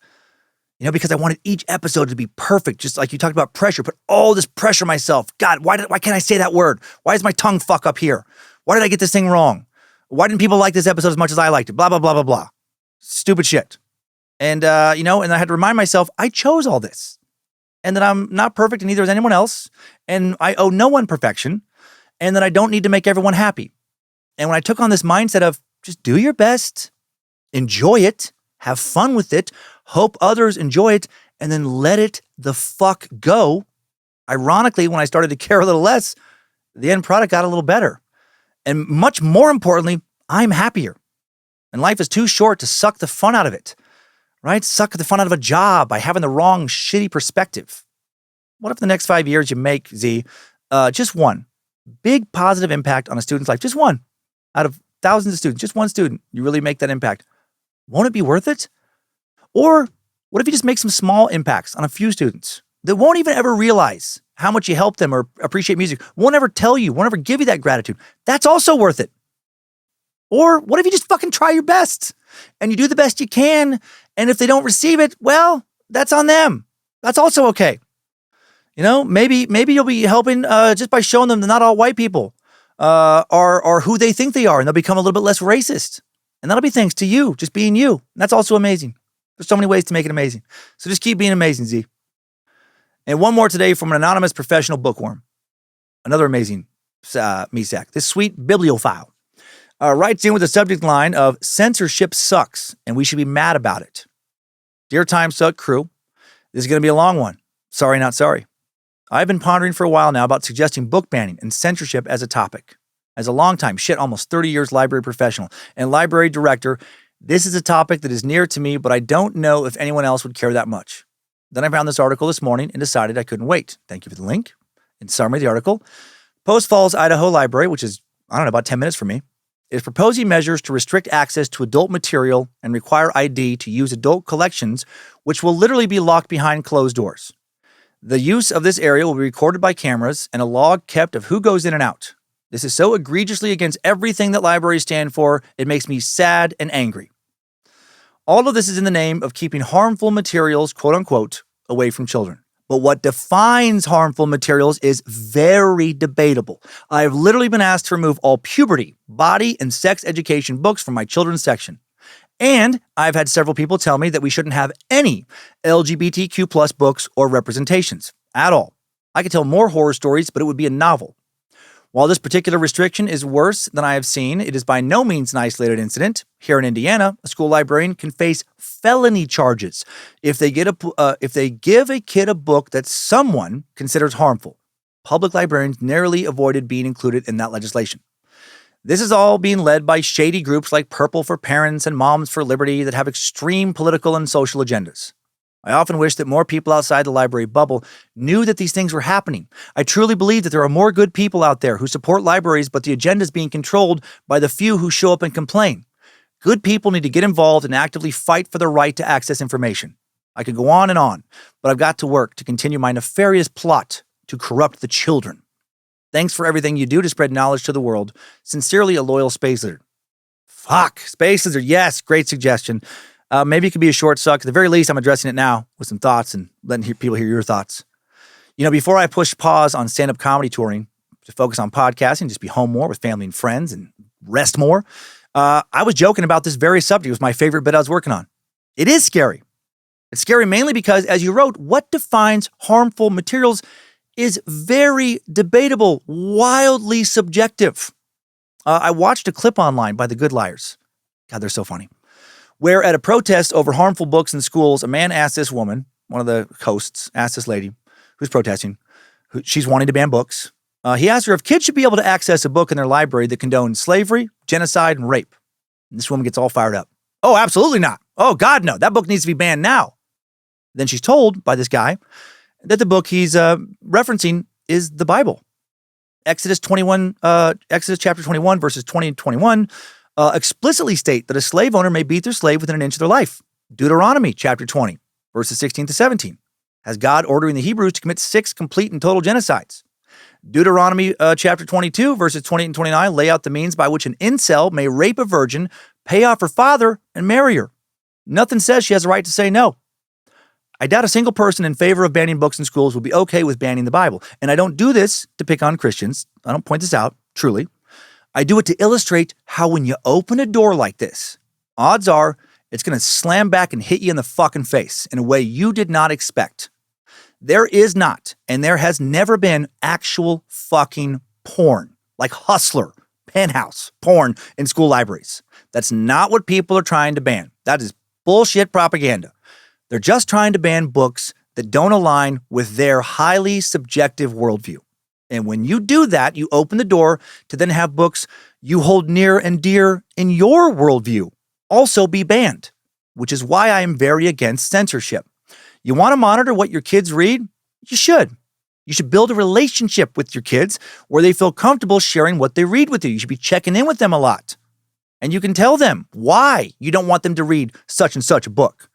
But to punish a librarian with a felony because they let a 10-year-old read a book about, say, someone's transgender experience, get the fuck out of here. Keep your subjective moral decisions to your family and your kids and not mine, right? Fuck censorship is where I strongly stand on this issue. Let parents monitor their own kids, not ask the government to monitor other people's kids when it comes to library books. You don't want your kids reading those books, you fucking keep your kids out of the library. And hail Nimrod. Thanks, time suckers. I needed that. We all did. Woo! Last message had me fired up.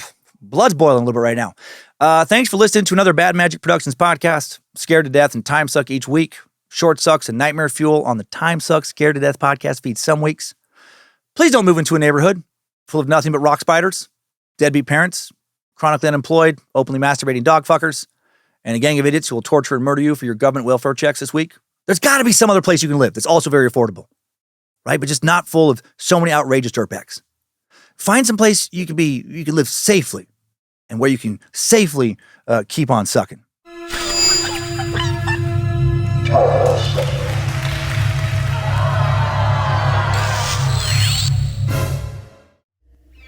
Magic Productions.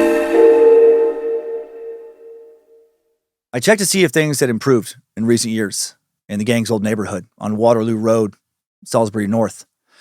It's looking quite a bit safer. Let's check in with our news.